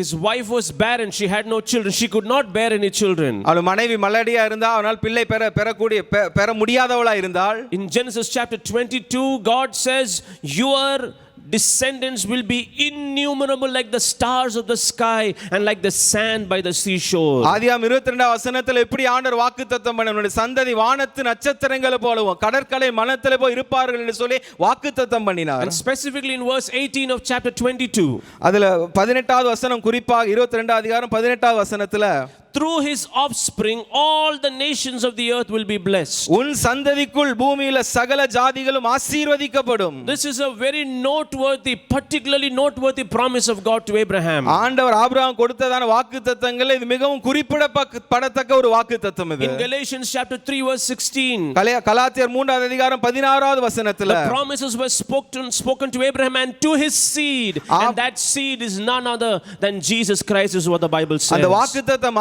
ஆபிரகாமுக்கும் அவன் சந்ததிக்கும் வாக்குத்தத்தம் பண்ணப்பட்டது என்று சொல்லி வேதம் சொல்லுகிறது. And that seed is none other than Jesus Christ. அந்த சந்ததி கிறிஸ்துவே என்று சொல்லி வேதம் சொல்லுகிறது. Jesus Christ was a physical descendant of Abraham. ஆண்டவராக இயேசு கிறிஸ்து ஆபிரகாமுடைய சந்ததியிலே வந்தவர். He was the seed through which all the Gentile nations would be blessed. அந்த சந்ததி மூலமா தான் புறஜாதி எல்லாரும் ரட்சிக்கப்பட போறார்கள், ஆசீர்வதிக்கப்பட போகிறார்கள். That is how you and I are being blessed today. அப்படிதான் நீங்களும் நானும் நாம் இந்த நாளில் ஆசீர்வதிக்கப்பட்டிருக்கிறோம். We have been passed from being under curse and condemnation to a state of being in blessing and justified. சாபத்திலிருந்து ஆக்கினை தீர்ப்பிலிருந்து அங்கிருந்து நாம் என்ன பண்ணப்பட்டிருக்கிறோம் என்று சொன்னால் ஆசீர்வாதத்துக்கும் நீதிமான் ஆவதற்கும் ஆண்டவர் நம்மை மாற்றி இருக்கிறார். God fulfilled that big promise he made to Abraham. ஆபிரகாமுக்கு ஆண்டவர் கொடுத்ததான அந்த அவ்வளவு பெரிய வாக்குத்தத்தத்தை ஆண்டவர் நிறைவேற்றினார். Another promise that we see in the Bible is the promise of the Holy Spirit. இன்னொரு வாக்குத்தத்தம் வேதத்தில் நாம் வாசிக்கிறோம், வாக்குத்தத்தம் பண்ணப்பட்ட பரிசுத்த ஆவியானவர். John chapter 14 verses 16 and 17 we see Jesus said, I will ask the Father and he will give you another advocate to help you and to be with you forever, the Spirit of truth. யோவான் 14 அதிகாரத்தில் வேதம் சொல்லுகிறது, நான் என் பிதாவினிடத்தில் வேண்டிக் கொள்வேன், அப்பொழுது உங்களுக்கு உதவி செய்யும்படி பரிசுத்த ஆவியானவராகிய தேற்றரவாளரை ஆண்டவர் அனுப்புவார் என்று சொன்னார். Hallelujah. Hallelujah. In Ephesians chapter 1 verse 13 the apostle Paul says the Holy Spirit is the Holy Spirit of promise. எபேசியர் முதல் அதிகாரம் 13 வசனம் இப்படி சொல்லுகிறது, அந்த பரிசுத்த ஆவியானவர் வாக்குத்தத்தம் பண்ணப்பட்ட பரிசுத்த ஆவியானவர். He further clarifies in Galatians chapter 3 verse 14 saying you have received the promise of the Spirit through faith. இன்னும் அதிகமாய் கலாத்தியர் 3 அதிகாரம் 14 வசனத்தில் உறுதிப்படுத்தி சொல்கிறார் பாருங்க, விசுவாசத்தினாலே அந்த வாக்குத்தத்தத்தை பெரும்படியாக அப்படி ஆயிற்று. So that promise also was fulfilled by God. அந்த வாக்குத்தத்தமும் நிறைவேற்றப்பட்டது தேவனாலே. We have the promise of Jesus Christ coming back. நமக்கு இந்த வாக்குத்தத்தம் இருக்கு பாருங்க, இயேசு கிறிஸ்து மீண்டும் வரப்போகிறார் என்ற வாக்குத்தத்தம் நமக்கு உண்டு. John chapter 14 verses 1 to 3 Jesus said, I go to my Father to prepare a place for you.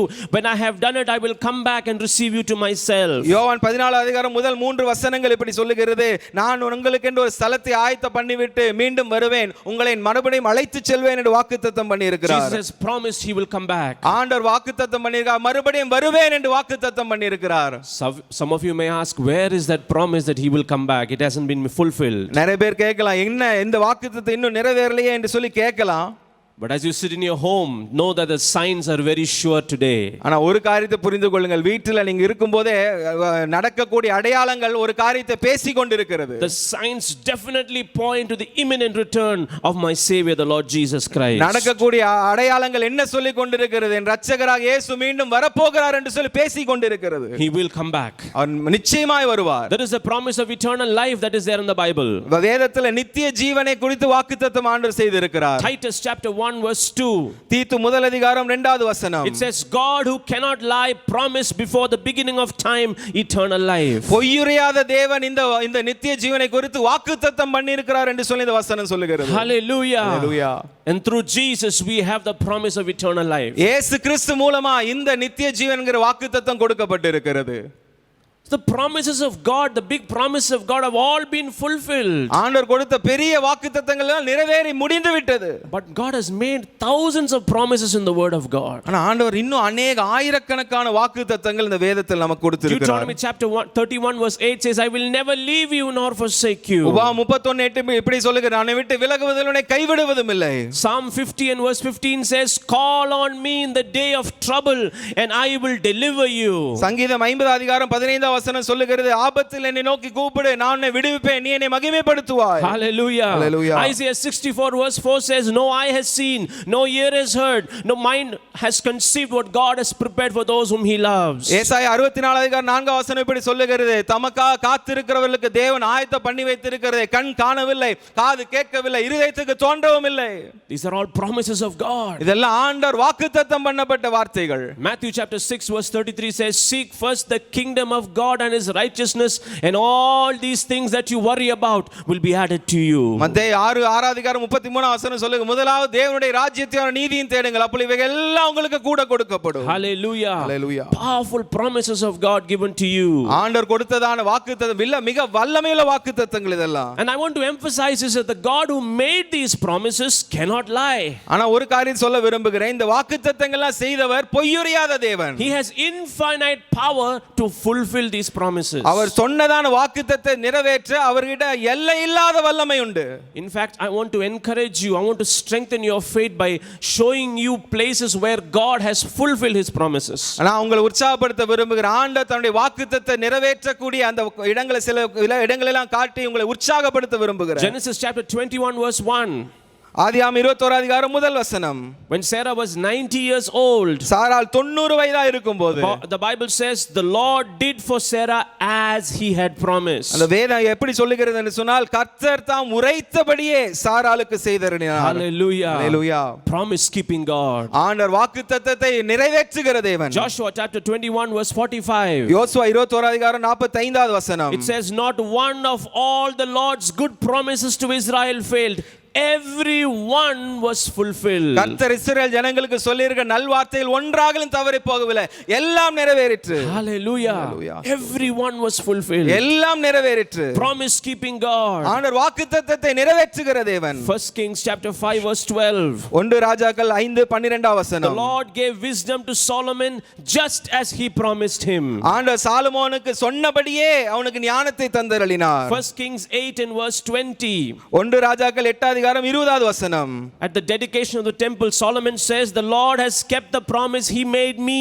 அந்த தேவாலயத்தை அவர்கள் பிரதிஷ்டை செய்யும்போது அந்த சாலமோன் சொல்கிறார், ஆண்டவர் எனக்கு சொன்ன வாக்குத்தத்தங்களை எல்லாம் நிறைவேற்றினார். I have succeeded David my father, now I sit on the throne just as he promised. தாவீதின் ஸ்தானத்திலே எழும்பி இஸ்ரவேலின் சிங்காசனத்திலே உட்கார்ந்து இஸ்ரவேலின் தேவனாய் கர்த்தர் நாமத்துக்கு ஆலயத்தை கட்டினேன். இதெல்லாம் எப்படி என்று சொன்னால் கர்த்தர் சொல்லிய தம்முடைய வார்த்தையை நிறைவேற்றினார். கர்த்தர் சொன்னபடியே இதை செய்தார். Hallelujah. Hallelujah. Same chapter, 1 Kings chapter 8 verse 56, it says, blessed be the Lord who has given rest to his people Israel according to all that he promised. Not one word has failed of all his good promise. அதே 8வது அதிகாரம் 56வது வசனத்துல இந்த வசனம் எப்படி சொல்லுகிறது, தாம் வாக்குத்தத்தம் பண்ணினபடி எல்லாம் தம்முடைய ஜனமாகிய இஸ்ரவேலருக்கு இளைப்பாறுதலை அருளின கர்த்தருக்கு ஸ்தோத்திரம். அவர் தம்முடைய தாசனாகிய மோசேயை கொண்டு சொன்ன அவருடைய நல்வார்த்தைகள் எல்லாம் ஒரு வார்த்தையாகலும் தவறி போகவில்லை. Hallelujah. Hallelujah. He is a promise keeping God. அவர் வாக்குத்தத்தத்தை நிறைவேற்றுகிறதான He தேவன். has power to fulfill his word. அவர் சொன்னதான வார்த்தையை நிறைவேற்ற அவரிடம் வல்லமை உண்டு. But why have I not entered into those promises in my life? ஆனா என்னுடைய வாழ்க்கையில ஏன் அந்த வாக்குத்தத்தத்துக்குள்ள நான் பிரவேசிக்கவில்லை? Why have you not inherited the promises of God? ஏன் நீங்க ஆண்டவருடைய வாக்குத்தத்தங்களை இன்னும் சுதந்தரித்துக்காம இருக்கீங்க? The answer is there in Hebrews chapter 6. அதுக்குடைய விடை எங்க இருக்குன்னா எபிரேயர் 6வது அதிகாரத்தில் இருக்கு. In the English Bible it's verse 12, in the Tamil it's verse 11. ஆங்கிலத்துல 12வது வசனம், தமிழ்ல 11வது வசனம். It says we do not want you to become lazy. அந்த வசனம் இப்படி சொல்லுகிறது, நீங்கள் அசதியா இராமல். We do not want you to become lazy. நீங்க அசதியா இருக்க கூடாது என்று சொல்லி அந்த வசனம் சொல்லுகிறது. Many times we live Christian life in a very lazy manner. அநேக நேரத்தில் இந்த கிறிஸ்துவ வாழ்க்கை எப்படி நாம் இருந்து விடுகிறோம், அசதியா இருந்து விடுகிறோம். Laziness means a lack of effort, a lack of concern on our side. அசதியா இருப்பது அப்படினா சோம்பேறியா இருப்பதுனா அர்த்தம் என்ன, நம்ம ஒரு விடாமுயற்சி இல்லாம ஒரு முயற்சியே இல்லாம இருக்கக்கூடிய ஒரு சூழ்நிலை தான் அது. It talks about laziness in our approach to our hope in God. தேவன் மேல் இருக்கிறதான நம்பிக்கையை நாம் அசதியா இருக்கிறோம் என்று சொல்லி அது சொல்லுகிறது. We live in a world where they attack hope and persecute people who believe. நாம் எப்பேற்பட்ட உலகத்தில் இருக்கிறோம், நாம் வைத்திருக்கிறதான நம்பிக்கையை அவர்கள்லாம் தாக்குகிறார்கள், நம்முடைய விசுவாசத்தினாலே நம்மை துன்பப்படுத்துகிறார்கள். But we need to grow in faith. ஆனால் நாம் இந்த விசுவாசத்திலே வளருகிறவர்களாக இருக்க We வேண்டும். need to be confident of our faith. நம்முடைய விசுவாசத்தை குறித்து நாம் தைரியமுள்ளவராக இருக்க We வேண்டும். cannot be lazy about our hope in God. நாம் தேவன் மேல் வைத்திருக்கிற நம்பிக்கையில நாம் அசதியா இருக்க கூடாது. Because if you become lazy, there is the danger, the risk of falling away or backsliding in your life. அசதியா இருக்கும்போது என்ன நடக்கும், விழுந்து போகக்கூடிய வாய்ப்பு இருக்கு, பின்னோக்கி போகக்கூடிய வாய்ப்பு இருக்கு, பின்மாற்றத்துக்கு போகக்கூடிய வாய்ப்பு இருக்கு. So the reason why you are not inheriting the promises, why I am not entering into God's promise, because I am lazy. We are lazy. அப்ப நீங்க ஏன் வாக்குத்தத்தத்தை சுதந்தரிக்கவில்லை, நான் ஏன் இன்னும் எனக்கு கொடுக்க வாக்குத்தத்தத்துக்குள்ள இன்னும் பிரவேசிக்காம இருக்கிறேன், நான் அசதியா இருக்கிறேன், நீங்களும் அசதியா இருக்கிறீங்க. Rather it says in the scripture here, இந்த வேதத்தில் எப்படி சொல்லுகிறது, we do not want you to become lazy, but to imitate those who through faith and patience inherit what has been promised. நீங்கள் அசதியாயிராமல் வாக்குத்தத்தமான ஆசீர்வாதங்களை விசுவாசத்தினாலும் நீடிய பொறுமையினாலும் சுதந்தரித்துக் கொள்கிறவர்களை பின்பற்றுவர்களாயிருங்கள். The second point that I want to make to you this morning. இந்த காலை வேளையில நான் சொல்ல வேண்டிய இரண்டாவது காரியம், Faith and patience are necessary to inherit the promises of God. ஆண்டவர் கொடுத்ததான வாக்குத்தத்தத்தை நாம் சுதந்தரித்துக் கொள்வதற்கு விசுவாசமும் நீடிய பொறுமையும் நமக்கு அவசியம். Not just one of it. இதில் ஒண்ணு மட்டும் போதாது. You need both in the process of inheriting the promises of God. இந்த வாக்குத்தத்தத்தை சுதந்தரித்துக் கொள்ளக்கூடிய அந்த காரியத்துல இவை ரெண்டுமே நமக்கு அவசியம். Let's think about faith. இந்த விசுவாசத்தை நாம் சிந்திக்கலாம். Hebrews chapter 11 verse 33. எபிரேயர் 11 அதிகாரம் 33வது வசனம். It says, who through faith conquered kingdoms, administered justice, gained what was promised, who shut the mouth of lions. 33வது வசனம் இப்படி சொல்ல, விசுவாசத்தினால் அவர் ராஜ்யங்களை ஜெயித்தார்கள், நீதியை நடப்பித்தார்கள், வாக்குத்தத்தங்களை பெற்றார்கள், சிங்கங்களின் வாய்களை அடைத்தார்கள். Who through faith gained what was promised. விசுவாசத்தினாலே வாக்குத்தத்தம் பண்ணப்பட்டதை பெற்றார்கள். They were able to do the most impossible things. முடியவே முடியாதுங்கிற காரியத்தை எல்லாம் விசுவாசத்தினாலே செய்தார்கள். Through faith shut the mouth of lions. விசுவாசத்தினாலே சிங்கங்கள் வாய்களை அடைத்தார்கள். Through faith they conquered kingdoms that were bigger and better than them. விசுவாசத்தினால் அவரை விட நல்ல பெரிய ராஜ்யங்களை எல்லாம் ஜெயித்தார்கள். Verse 34 says they quenched the fury of the flames. 34 வசனம் சொல்ல, அக்கினியின் உக்கிரத்தை அவித்தார்கள்.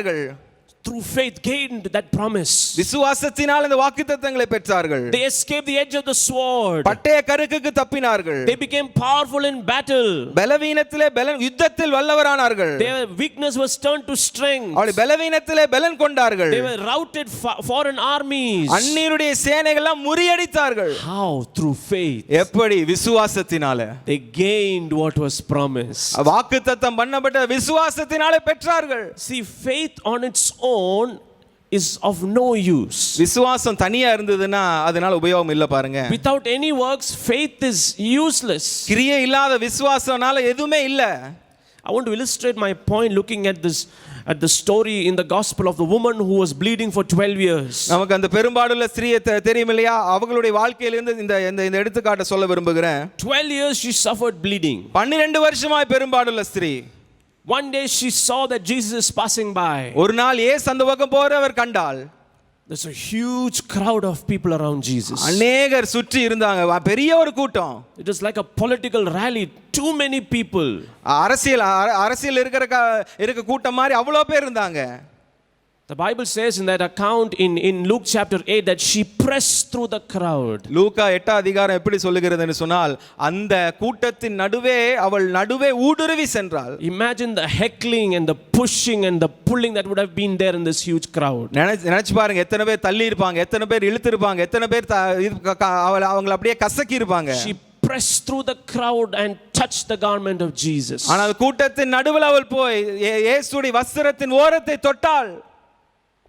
And that account says Jesus knew that power had left his body. அந்த அங்க எப்படி எழுதப்பட்டிருக்குன்னு சொன்னா, இயேசு உணர்ந்து கொண்டார், தம்மிடத்திலிருந்து வல்லமை புறப்பட்டதை அவர் உணர்ந்து கொண்டார். But you know what Jesus said in Luke chapter 8 verse 48? ஆனா லூக்கா 8 அதிகாரம் 48 வசனத்துல அவர் என்ன சொன்னார் தெரியுமா? He looked at the woman and said, your faith has healed you. அந்த பெண்ணை பார்த்து என்ன தெரியுமா சொன்னாரு? உன்னுடைய விசுவாசம் உன்னை ரட்சித்தது. Jesus' power had left his body, but he says your faith has healed you. இயேசுவின் சரீரத்திலிருந்து வல்லமை வெளியே போச்சு, ஆனா அவர் சொல்லுகிறார் உன்னுடைய விசுவாசம் உன்னை ரட்சித்தது. What was Jesus trying to say there? அப்ப இயேசு என்ன சொல்ல விரும்புகிறார் அந்த இடத்துல? He was telling her, your faith pushed you to get in touch with me, the one who has the power to heal you. அவர் என்ன சொன்னவனார்? உனக்குள்ள இருந்ததான விசுவாசம், இந்த உன்னை சுகமாக்க கூடிய வல்லமையுள்ள என்னிடத்துக்கு அந்த விசுவாசம் உன்னை உந்தி தள்ளியது. Hallelujah. Hallelujah. That is what faith needs to do in your life and my life. விசுவாசம் அதுதான் உங்களுடைய வாழ்க்கையில் என்னுடைய வாழ்க்கையில் செய்ய வேணும் பாருங்க. Your faith needs to push you to get in touch with the one who can heal, who can deliver, who can fulfill the promises he made in your life. வாக்குத்தத்தம் பண்ணப்பட்டதை செய்ய வல்லமுள்ளவருக்கு நேராய், எல்லாவற்றையும் செய்ய அந்த வாக்குத்தத்தங்களை கொடுத்தவருக்கு நேராய் நம்முடைய விசுவாசம் நம்மை உந்தி தள்ள வேண்டும். We read the story of two blind men who came to Jesus.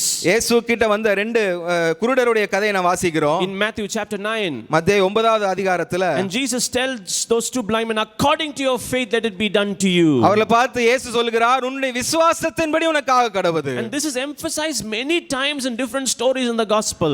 இந்த சுவிசேஷங்கள்ல இதே காரியத்தை ஆண்டவர் அநேக முறை அநேக கதைகள்ல சொல்லிக் கொண்டு In இருக்கிறார். Mark chapter 10 we read about blind Bartimaeus. Mark 10 அதிகாரத்துல அந்த குருடனான பர்த்திமேயுடைய கதையை நாம் வாசிக்கிறோம். There also Jesus says your faith has healed you. அங்கேயும் வேதம் சொல்லுகிற உன்னுடைய விசுவாசம் உன்னை சுகமாக்கினது. There is a story of a sinful woman who anoints the feet of Jesus in Luke chapter 7.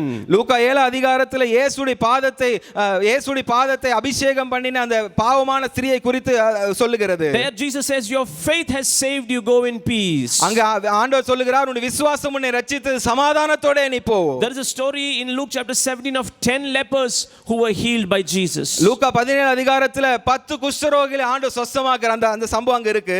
One returns to Jesus. ஒருத்தர் மட்டும் ஆண்டவர் இயேசு கிட்ட மறுபடியும் வரான். Jesus says your faith has healed you. ஆண்டவர் இயேசு சொன்னார் உன்னுடைய விசுவாசம் உன்னை ரட்சித்தது. Luke chapter 18 there is a story of a blind beggar.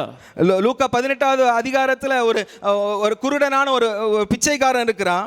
Jesus tells him your faith has healed you. ஆண்டவர் அவனை பார்த்து சொல்கிறார் உன் விசுவாசம் உன்னை ரட்சித்தது. So your faith needs to push you to go seek, touch the one who can heal, deliver, fulfill his promises.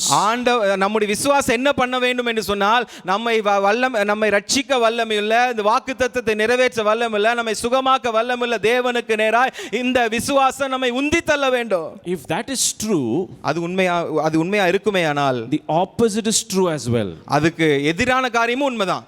Your unbelief will not heal you. உங்க அவிசுவாசம் உங்களை ரட்சிக்காது, சுகமாக்காது. Your unbelief will not allow God to fulfill his promises in your life. உங்கள் அவிசுவாசம் ஆண்டவர் தன் வாக்குத்தத்தம் பண்ணப்பட்டதான ஆசீர்வாதங்கள் நிறைவேற்ற முடியாது இருக்கும். In Matthew chapter 13 and verses 58 we see Jesus did not do many miracles in his own hometown because of their unbelief. மத்தேயு 13 அதிகாரம் 58 வசனம் இப்படி சொல்லுகிறது, அவர் தன்னுடைய சொந்த ஊர்ல அநேக அற்புதங்களை அவரால் செய்ய முடியவில்லை, ஏனென்று சொன்னால் அவிசுவாசத்தினால. Not because he did not have the power, அவருக்கு வல்லமை இல்லாததனால் இல்ல, but God will not honor unbelief. Jesus will not honor unbelief. ஆண்டவர் அவிசுவாசத்தை கனப்படுத்த மாட்டார். Hallelujah. Hallelujah. We read the story in Matthew chapter 17 of a man who brings his son who has fits and seizures to the disciples of Jesus. மத்தேயு 17 அதிகாரத்துல ஒரு தகப்பன் ஒரு பையனை கொண்டு வரான், அவனுக்கு அந்த வியாதி இருக்கிறது. He had seizures, he would jump into the fire, jump into the water. அவனுக்கு அந்த வியாதி வரும்போதெல்லாம் அக்னியில போவான், தண்ணியில விழுவான். And so he brings him to Jesus' disciples to heal him. அப்போ அவனை கூட்டிட்டு வந்து சீஷர்கிட்ட கொண்டு வரான், அவனை குணமாக்குங்கன்னு சொல்லி கொண்டு வருகிறான். And the disciples could not do anything. அந்த சீஷர்களால ஒண்ணுமே பண்ண முடியல. So he brought him to Jesus. அப்ப இயேசு கிட்ட மறுபடியும் கொண்டு வராங்க. Jesus rebuked the demonic spirit. இயேசு அந்த அசுத்த ஆவியை வெளியே போ என்று சொல்லி கட்டளையிட்டார். And healed that boy. உடனே அவனுக்கு சுத்தமாயிற்று.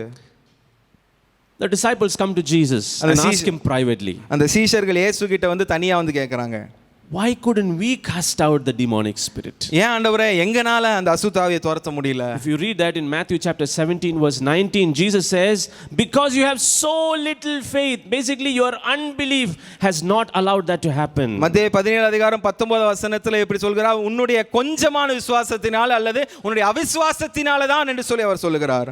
So the opposite is also true. If we have unbelief, God cannot heal, deliver or fulfill his promises in our life. அப்ப அதுக்கு எதிரான காரியமும் உண்மைதான் பாருங்க. நமக்கு அவிசுவாசம் இருக்குமேயானால் ஆண்டவர் கொடுத்ததான வாக்குத்தத்தத்தை நிறைவேற்ற முடியாது. So to inherit the promises of God I need faith. அப்ப தேவனுடைய வாக்குத்தத்தத்தை சுதந்தரிக்க வேண்டுமேயானால் விசுவாசம் அவசியம். In Hebrews chapter 6 and verse 11 in the Tamil Bible says you also need patience to inherit the promises of God. எபிரேயர் 6 அதிகாரம் 11 வசனம் இப்படி சொல்லுகிறது, அந்த வாக்குத்தத்தங்களை பெற்றுக்கொள்ள பொறுமை உங்களுக்கு அவசியமா இருக்கிறது. And many times when we go through as believers, as Christians, we go through tough situations. Things do not change, there is no change, nothing is happening. We wonder how long should we be patient? நாம இந்த கிறிஸ்துவ வாழ்க்கையில நிறைய துன்பங்கள் வருது, நிறைய பாடுகள் வருது, அநேக வருஷங்களா அப்படியே இருக்கு, இன்னும் எத்தனை நாள் காத்து கொண்டு இருக்கணும் ஆண்டவரே, இன்னும் பொறுமையா இருக்க வேண்டுமா என்று சொல்லி நாம் கேள்வி கேட்கிறோம். Should I wait for a few weeks, 6 months, 1 year? How long should I be patient? இன்னும் கொஞ்ச வாரம் இல்ல கொஞ்சம் 6 வாரம் இல்ல ஒரு மாசம், இன்னும் எத்தனை நாள் பொறுமையா இருக்கணும் ஆண்டவரே சொல்லி யோசிக்கிறோம். Nothing is happening, nothing is changing. ஒண்ணுமே நடக்கல, எதுவுமே மாற்றமே இல்ல.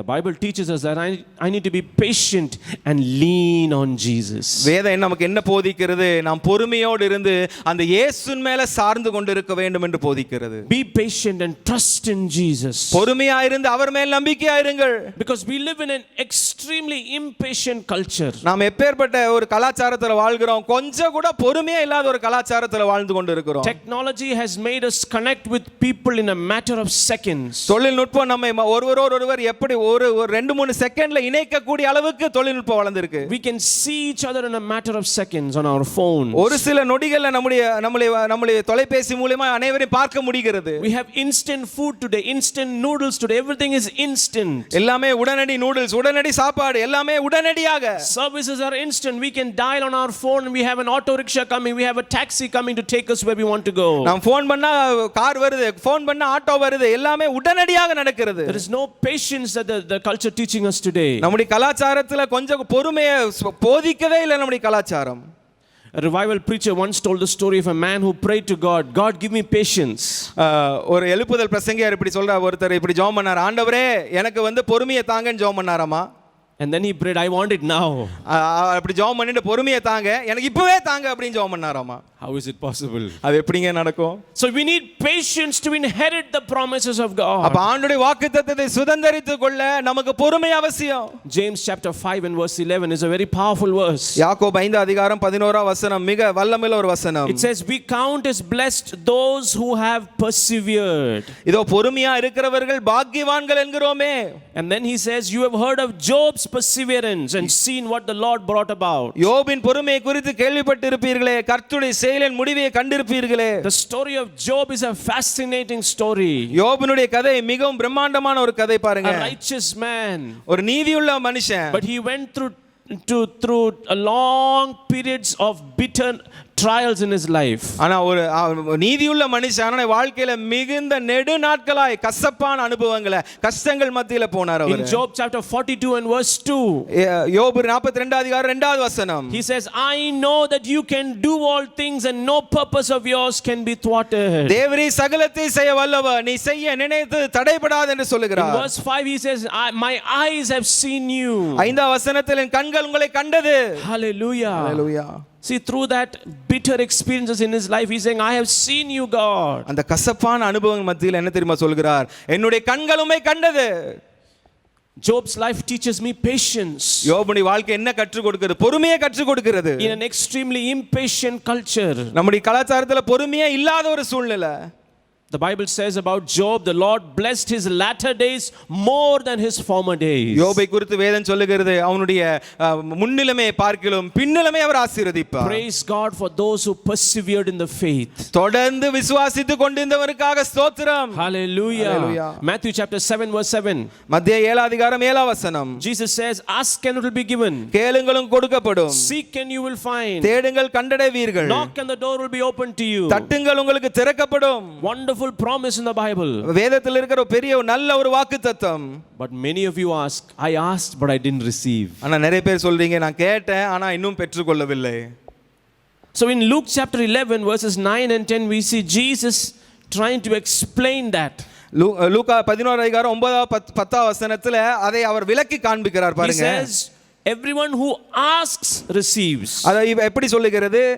கேட்கிறவன் எவனும் பெற்றுக்கொள்கிறான். That means you need to keep on asking. அப்ப அதுக்கு அர்த்தம் என்ன? தொடர்ந்து கேட்டுக்கொண்டே இருக்கணும்னு அர்த்தம். It says the one who seeks finds. தேடுகிறவன் கண்டடைகிறான். Keep seeking the plans of God. தொடர்ந்து ஆண்டவருடைய சித்தத்தை தேடிக்கொண்டே இருங்க. Keep seeking the purposes of God for your life. தொடர்ந்து ஆண்டவர் உங்களுக்கு உங்கள் வாழ்க்கை குறித்து வைத்திருக்கிற நோக்கங்களை தொடர்ந்து தேடிக்கொண்டே இருங்க. Keep seeking God in your life. You will find the blessings that God has for you. தொடர்ந்து ஆண்டவரை தேடிக்கொண்டே இருங்க. ஆண்டவர் உங்களுக்கு வைத்திருக்கிற ஆசீர்வாதங்களை நீங்கள் பெற்றுக்கொள்வீர்கள். The one who knocks, the door will be open. That means you need to keep knocking, the door will be open for you. எவன் தட்டுகிறானோ அவனுக்கு திறக்கப்படும். அதாவது தொடர்ந்து தட்டிக்கொண்டே இருப்பவனுக்கு திறக்கப்படும். So to inherit the promises of God, I need not only faith, I need patience. அப்ப ஆண்டவர் கொடுத்ததான வாக்குத்தத்தத்தை சுதந்தரித்துக் கொள்வதற்கு விசுவாசம் மாத்திரமல்ல, எனக்கு பொறுமையும் அவசியம். Hebrews chapter 6 and verse 11 in the Tamil Bible says, I need to imitate those who through faith and patience have inherited the promise. எபிரேயர் 6:11 இப்படி சொல்லுகிறது, இந்த வாக்குத்தத்தங்களை எல்லாம் சுதந்தரித்துக் கொள்கிறவர்களை நீங்கள் பின்பற்றுகிறவர்களாய் இருங்கள். So there have been people, according to the writer of the Hebrew book, he says that people have come before us who have seen God supernaturally fulfill his promises. அப்ப எபிரேயர் ஆக்கியோன் என்ன சொல்லுகிறார்? நிறைய வாக்குத்தத்தங்கள் நிறைய பேர் கொடுக்கப்பட்டது, அநேகர் அந்த வாக்குத்தத்தங்களை பெற்றிருக்கிறார்கள் என்று சொல்லுகிறார். He says, I want you to imitate them. அந்த வாக்குத்தத்தங்கள் பெற்றாங்க பாத்தீங்களா, சுதந்தரித்து கொண்டா பாத்தீங்களா, அவர்களை பின்பற்றுகிறவர்களா இருங்கள் என்று சொல்லுகிறார். Don't become lazy. நீங்க சோம்பேறியா இருக்க கூடாது. Don't live your Christian life lazy. உங்க கிறிஸ்தவ வாழ்க்கை அசதியா இருந்து விடாதீங்க. He's telling you, the Jewish Christians, don't be lazy in your hope in God. யூத கிறிஸ்தவர்களை பார்த்து அவர் சொல்லுகிறார், ஆண்டவர் மேல் வைத்திருக்கிற நம்பிக்கை நீங்கள் அசதியா இருக்க வேண்டாம். Rather imitate those who have seen God and have got the promise of God fulfilled in their life. யார் தேவனை பார்த்தார்களோ, தேவனுடைய வாக்குத்தத்தத்தை யார் சுதந்தரித்துக் கொண்டார்களோ அவர்களை பின்பற்றுகிறவர்களா இருங்கள் என்று சொல்லுகிறார். Hebrews chapter 13 and verse 7 is another wonderful scripture. எபிரேயர் 13 அதிகாரம் 7 வசனம் இன்னொரு நல்ல ஒரு வசனம் பாருங்க. It says, remember your leaders. அந்த வசனம் இப்படி சொல்லுகிறது, உங்களை நடத்தினவர்களை பாருங்கள். Who spoke the word of God to you. Consider the outcome of their way of life and imitate their faith. தேவ வசனங்கள் உங்களை போதித்து உங்கள் நடத்தினவர்களை நீங்கள் நினைத்து அவருடைய நடக்கையின் முடிவை நன்றாய் சிந்தித்து அவருடைய விசுவாசத்தை பின்பற்றுங்கள். Hallelujah. Hallelujah. Imitate the faith of people in the word of God. இந்த வேதத்தில் இருக்கிற அந்த தேவ மனுஷர்களுடைய விசுவாசத்தை பின்பற்றுகிறவர்களா இருங்கள். Imitate the faith of people in Open Bible Church. இந்த திறந்த வேதம் தேவ சபையில் இருக்கிறதான விசுவாசிகளுடைய அந்த விசுவாசத்தை பின்பற்றுகிறவர்களா இருங்கள். Imitate the faith of people in your family who have seen God's promises being fulfilled in their life. உங்க குடும்பத்திலே வாக்குத்தத்தங்கள் எல்லாம் பெற்றாங்க பாத்தீங்களா, அவங்களுடைய விசுவாசத்தை பின்பற்றுகிறவர்களா இருங்கள்.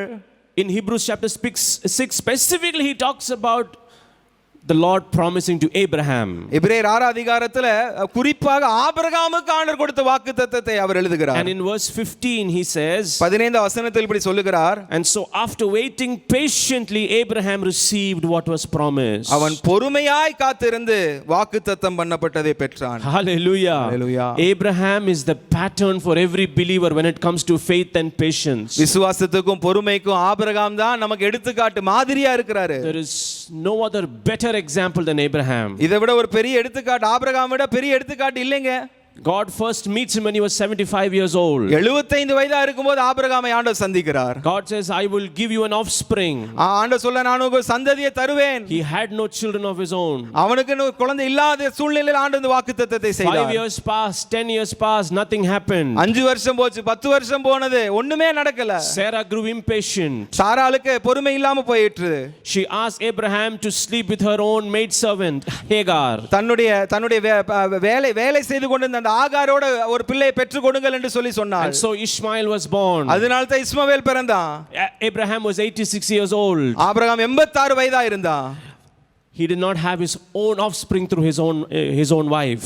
சொந்த மனைவியோடு கூட இன்னும் பிள்ளை பெறாமல் இருந்தான். 86 வயதாகி விட்டது. Genesis chapter 17 we see God speaking to Abraham again. ஆதியாகமம் 17 அதிகாரத்துல மறுபடியும் ஆண்டவர் பேசுகிறார் ஆபிரகாமோடு. He changes his name from Abraham to Abraham, the father of nations. Abram என்கிற நாமத்தை ஆபிரகாம் என்று ஜாதிகளின் தகப்பன் என்று சொல்லி ஆண்டவர் பெயரை மாற்றுகிறார்.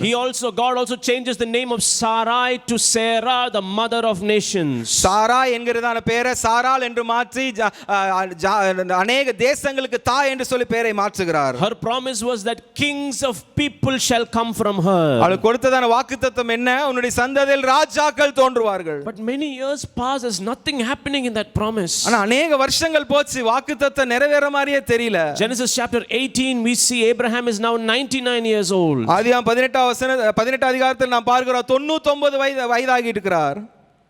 The 3 visitors who come to visit Abraham and Sarah say, next year this time you will have your own offspring. அந்த 3 பேர் வந்து ஆபிரகாமுக்கு சாராளுக்கு சொல்கிறார், அடுத்த வருஷத்துல உங்களுக்கு ஒரு சந்ததி உண்டாயிருக்கும். After a gap of 25 years, when Abraham was 100 years old and Sarah was 90 years old, God fulfilled the promise. 25 வருஷம் போச்சு, ஆபிரகாமுக்கு 100 வயசு, சாராளுக்கு 90 வயசு. ஆண்டவர் சொன்னதான வாக்குத்தத்தத்தை நிறைவேற்றி சந்ததியை கொடுத்தார். Through all of those years, God was stretching Abraham. இந்த இவ்வளவு வருஷம் முழுவதும் ஆண்டவர் என்ன பண்ணிரு, ஆண்டவர் ஆபிரகாமை இழுத்து பிடிச்சிட்டு இருந்தார் பாருங்க, ஸ்ட்ரெச் பண்ணிட்டு இருந்தாரு. You know, when you go for a professional sport, they ask you to do stretching exercise before you start a tournament. நாம ஒரு விளையாட்டுக்கு போனோம் அப்படின்னா என்ன சொல்லுவாங்க, ஒரு விளையாட ஆரம்பிப்பதற்கு முன்பதாக என்ன சொல்லுவாங்க, ஸ்ட்ரெச் பண்ணுங்க அல்ல கொஞ்சம் இழுத்து பிடிங்க அப்படின்னு சொல்லுவாங்க. This is to loosen the tight muscles and to tighten the loose muscles. எதுக்கு அப்படின்னு சொன்னா இந்த இந்த தசையெல்லாம் லூஸா இருக்கும் பாருங்க, அதையெல்லாம் டைட் பண்றதுக்கு, அதுக்கப்புறம் டைட்டா இருக்கிற மசில் எல்லாம் லூஸ் பண்றதுக்கு. It is also to give you more flexibility as you play that sport. அப்ப அந்த விளையாட்டை விளையாடும் போது தேவையான அந்த நல்ல மிருதுவான ஒரு காரியம் வேணும் இல்லையா, அதுக்காக தான் அதை செய்ய சொல்றாங்க. It is also for you to avoid injury that you have stretching exercises. அப்ப அந்த எக்சர்சைஸ் பண்ணும்போது, அந்த உடற்பயிற்சி செய்யும்போது எந்த ஒரு இன்ஜுரி இல்லாம இருக்கும். So God was stretching Abraham to a point where his spiritual muscles and his flexibility grew. அப்ப ஆண்டவர் ஆபிரகாமுடைய விசுவாசத்தை எப்படி ஸ்ட்ரெச் பண்ணிட்டு இருந்தார் அப்படின்னா, அவனுடைய ஆவிக்குரிய தசை, அவன் ஆவிக்குரிய காரியங்கள் எல்லாம் அப்படியே பலனடைய வரைக்கும் ஆண்டவர் அவர் ஸ்ட்ரெச் பண்ணி கொண்டிருந்தார். In Romans chapter 4 verse 18, ரோமர் 4 அதிகாரம் 18வது வசனம். It says, against all hope Abraham in hope believed. அந்த வசனம் இப்படி சொல்லுகிறது, விசுவாசத்துக்கு ஏதுவில்லாது இருந்தும் தேவன் ஆபிரகாமை ஆபிரகாம் தேவனை விசுவாசித்தார். Abraham was stretched to a point. In hope Abraham believed against all hope. எந்த அளவுக்கு அவரை இழுத்து பிடிச்சார் பாருங்க, நம்பிக்கையே இல்லாத சூழ்நிலை கூட நம்புகிறவரா விசுவாசிக்கிறவரே மாறிட்டார். Verse 20-21 very powerful scriptures. 20-21 வசனம் மிக வல்லமையுள்ள வசனங்கள். It says Abraham did not waver through unbelief. தேவனுடைய வாக்குத்தத்தத்தை குறித்து அவன் அவிசுவாசமாய் சந்தேகப்படவில்லை, அசைவாடி கொண்டவில்லை. That was part of God's stretching exercise. இது ஆண்டவர் அந்த இழுத்து பிடிச்சதான அந்த உடற்பயிற்சிக்கு சமானம் இது. It says God strengthened him in his faith. தேவன் அவருடைய விசுவாசத்திலே பலப்படுத்தினார். And Abraham was fully persuaded that God had the power to do what he had promised. Abraham ஆண்டவர் சொன்னதான வாக்குத்தத்தத்தை நிறைவேற்ற வல்லமுள்ளவர் என்பதை முழு நிச்சயமாய் நம்பினான். Hallelujah. There is not a greater example than Abraham. ஆபிரகாமோட ஒரு பெரிய எடுத்துக்காட்டு இல்லைங்க. About faith and patience. விசுவாசத்தை குறித்தும் பொறுமையை குறித்தும் இதை விட பெரிய எடுத்துக்காட்டு இல்ல. See, it always seemed like when things got wrong or worse, Abraham's faith always grew. பாருங்க, காரியம் தப்பா போகும்போது, இன்னும் காரியம் எல்லாம் இன்னும் மோசமா போகும்போது என்ன நடந்ததுன்னா, இன்னும் அவர் வாக்குத்தத்தத்தில் விசுவாசத்தில் வல்லவரானார். The more impossible it became for Abraham, the more certain was Abraham about God. முடியவே முடியாதுன்னு சொல்லி அந்த சூழ்நிலை எல்லாம் மாறிக்கொண்டு கஷ்டமா போறது, வேதம் சொல்லுகிறது ஆபிரகாம் அந்த நேரத்துல இன்னும் முழு நிச்சயமாய் நம்பிக்கொண்டிருந்தார். We have the example of Moses. மோசேயோட எடுத்துக்காட்டு நமக்கு இருக்கு. When all Hebrew boys were being killed, Moses' mother saved him from dying. எல்லா எபிரேய சகோதரர்களும் செத்து கொண்டிருந்த நேரத்தில் அவருடைய தாயார் அந்த மோசேவை காப்பாற்றினார். God had a plan with Moses' life. மோசேயுடைய வாழ்க்கையில் ஆண்டவர் திட்டத்தை வைத்திருந்தார். Moses thought it was at the age of 40 that he would become the leader. மோசே 40வது வயசுல நான் தலைவனாவேன்னு நினைத்து கொண்டிருந்தான். But he eventually became the leader only at the age of 80. ஆனா 80 வயசுல தான் அவன் தலைவனானான். A long wait. பெரிய ஒரு ரொம்ப நாள் வெயிட் பண்ணி கொண்டிருந்தார், காத்து கொண்டிருந்தார். But he inherited the promise that God had for him. ஆனா ஆண்டவர் வாக்குத்தத்தம் பண்ணதை அவன் சுதந்தரித்து கொண்டான். Faith and patience is needed in your life. விசுவாசமும் பொறுமையும் நம்முடைய வாழ்க்கையில் அவசியங்க. Take the examples of David and Joseph. தாவீது, யோசேப்புடைய எடுத்துக்காட்டெல்லாம் பாருங்க.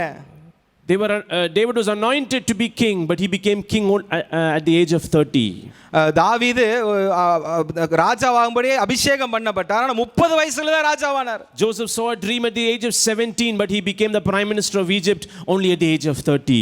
யோசேப்பு 17 வயதுல சொப்பனம் பார்த்தாரு, ஆனா அது எப்ப நிறைவேறுச்சு அப்படின்னா அந்த எகிப்தினுடைய அதிபதி எப்ப மாறினார்னு சொன்னா at what age? 30. 30வது வயதுல தான் அவர் அந்த பிரதமர் ஆனார். So we need to have faith and patience to inherit the promises of God. அப்போ ஆண்டவருடைய வாக்குத்தத்தத்தை நாம் சுதந்தரிக்க வேண்டுமேயானால் நமக்கு விசுவாசம் அவசியம், பொறுமையும் அவசியம். I speak to those who are watching us this morning. இந்த காலை வேளையில எங்களை கேட்டுக்கொண்டிருக்கிற உங்களை பார்த்து நான் பேசுகிறேன். There are many promises God has for you. உங்களுக்கு என்று अनेक வாக்குத்தத்தங்களை ஆண்டவர் வைத்திருக்கிறார். For your children. உங்களுடைய பிள்ளைகளுக்காக வைத்திருக்கிறார். For your finances. உங்களுடைய பொருளாதாரத்துக்கு வைத்திருக்கிறார். God is a God who cannot lie and he will fulfill those promises. அவர் பொய்யுரையாத தேவன். அவர் சொன்னதை கண்டிப்பாக நிறைவேற்றியே தீருவார். He is infinitely powerful. Our கட்டுக்கடங்காத வல்லமையுடையவர். He is truthful. அவர் உண்மையுள்ளவர். He cannot lie. அவர் பொய் சொல்ல முடியாது. He is trustworthy. அவரை நம்ப முடியும். நம்புவதற்கு பாத்திரர். This is not the time to get discouraged and give up. இந்த நேரம் நாம் விட்டு கொடுத்து உற்சாகம் இழக்கக்கூடிய நாட்கள் கிடையாதுங்க. Let your faith get into action. உங்கள் விசுவாசம் உங்களுடைய செயல்பாடுகளில் வெளிப்படட்டும். Like the woman who pressed in and touched the garments of Jesus. அந்த பெரும்பாடுள்ள ஸ்திரீ அந்த கூட்டத்தின் மத்தியில போய் இயேசுவின் வஸ்திரத்தை தொட்டது போல. Press on. தொடர்ந்து போங்க, முன்னேறுங்க. Lay hold. அதை பிடித்துக் கொள்ளுங்கள். Enter into the new things that God has for you and your family. ஆண்டவர் உங்களுக்கு அவங்க குடும்பத்துக்கு வைத்திருக்கிற புதிய காரியங்களுக்குள் நீங்கள் கடந்து போங்கள். May God help you to inherit the promises that he has made for your life. ஆண்டவர் உங்களுக்கு என்று வைத்திருக்கிற இந்த வாக்குத்தத்தங்களை எல்லாம் சுதந்தரித்துக் கொள்வதற்கு அவரே உங்களுக்கு உதவி செய்வாராக. Shall we close our eyes in prayer? நாம் கண்களை மூடி ஜெபிக்கலாம். Hallelujah. Father, we thank you, we praise you. Hallelujah. நன்றி செலுத்துகிறோம். Thank you, Lord, for speaking to us this morning. ஆண்டவர் இந்த காலை வேளை எங்களோடு பேசினீரே, உமக்கு நன்றி ஆண்டவரே. Lord, we pray that you forgive us for not inheriting the promises that you have made for us. ஆண்டவரே, நீ கொடுத்ததான வாக்குத்தத்தங்களை நான் சுதந்தரிக்கவில்லை ஆண்டவரே, எங்களை மன்னிங்க. We have become lazy in our Christian living, Lord. இந்த கிறிஸ்துவ வாழ்க்கையிலே நாங்கள் அசதியாய் போய்விட்டோம் ஆண்டவரே. In our approach to our faith in God, we have become lazy. ஆண்டவரே, இந்த விசுவாசத்தை தொடர்கிறதான இந்த காரியத்துல நாங்க அசதியாய் விட்டோம், சோர்ந்து போய் விட்டோம் ஆண்டவரே. Help us, Lord, to be imitators of those who have inherited the promises of God. ஆண்டவரே, இந்த வாக்குத்தத்தங்கள் எல்லாம் சுதந்தரித்துக் கொண்டார்களே, அவர்களை பின்பற்றுகிறவர்களாய் நீர் எங்களை மாற்ற வேண்டுமா ஜெபிக்கிறேன். Help us through faith and patience inherit what God has promised us. விசுவாசத்தினாலும் பொறுமையினாலும் ஆண்டவர் கொடுத்ததான வாக்குத்தத்தங்கள் எல்லாம் பெற்றுக்கொள்ள எங்களுக்கு உதவி செய்யுங்க. We thank you for this word that you have given us today. ஆண்டவரே, இந்த நாளிலே எங்களோடு பேசின வார்த்தைகளுக்காக ஸ்தோத்திரம். Let it become life, Lord. இது எங்களுடைய வாழ்க்கையில ஜீவனாகட்டும். Let it bring to pass everything that God has for us. ஆண்டவர் எங்களுக்கு குறித்து என்னென்னலாம் யோசித்து வைத்திருக்கிறாரோ அத்தனையும் நிறைவேறட்டும் ஆண்டவரே. Thank you for speaking to us. எங்களோடு பேசினீரே, உமக்கு ஸ்தோத்திரம். In Jesus precious name. இயேசுவின் விலையேறப்பட்ட நாமத்தில் ஜெபிக்கிறேன். Amen. Amen. Amen. God bless you. கர்த்தர் உங்களை ஆசீர்வதிப்பாராக.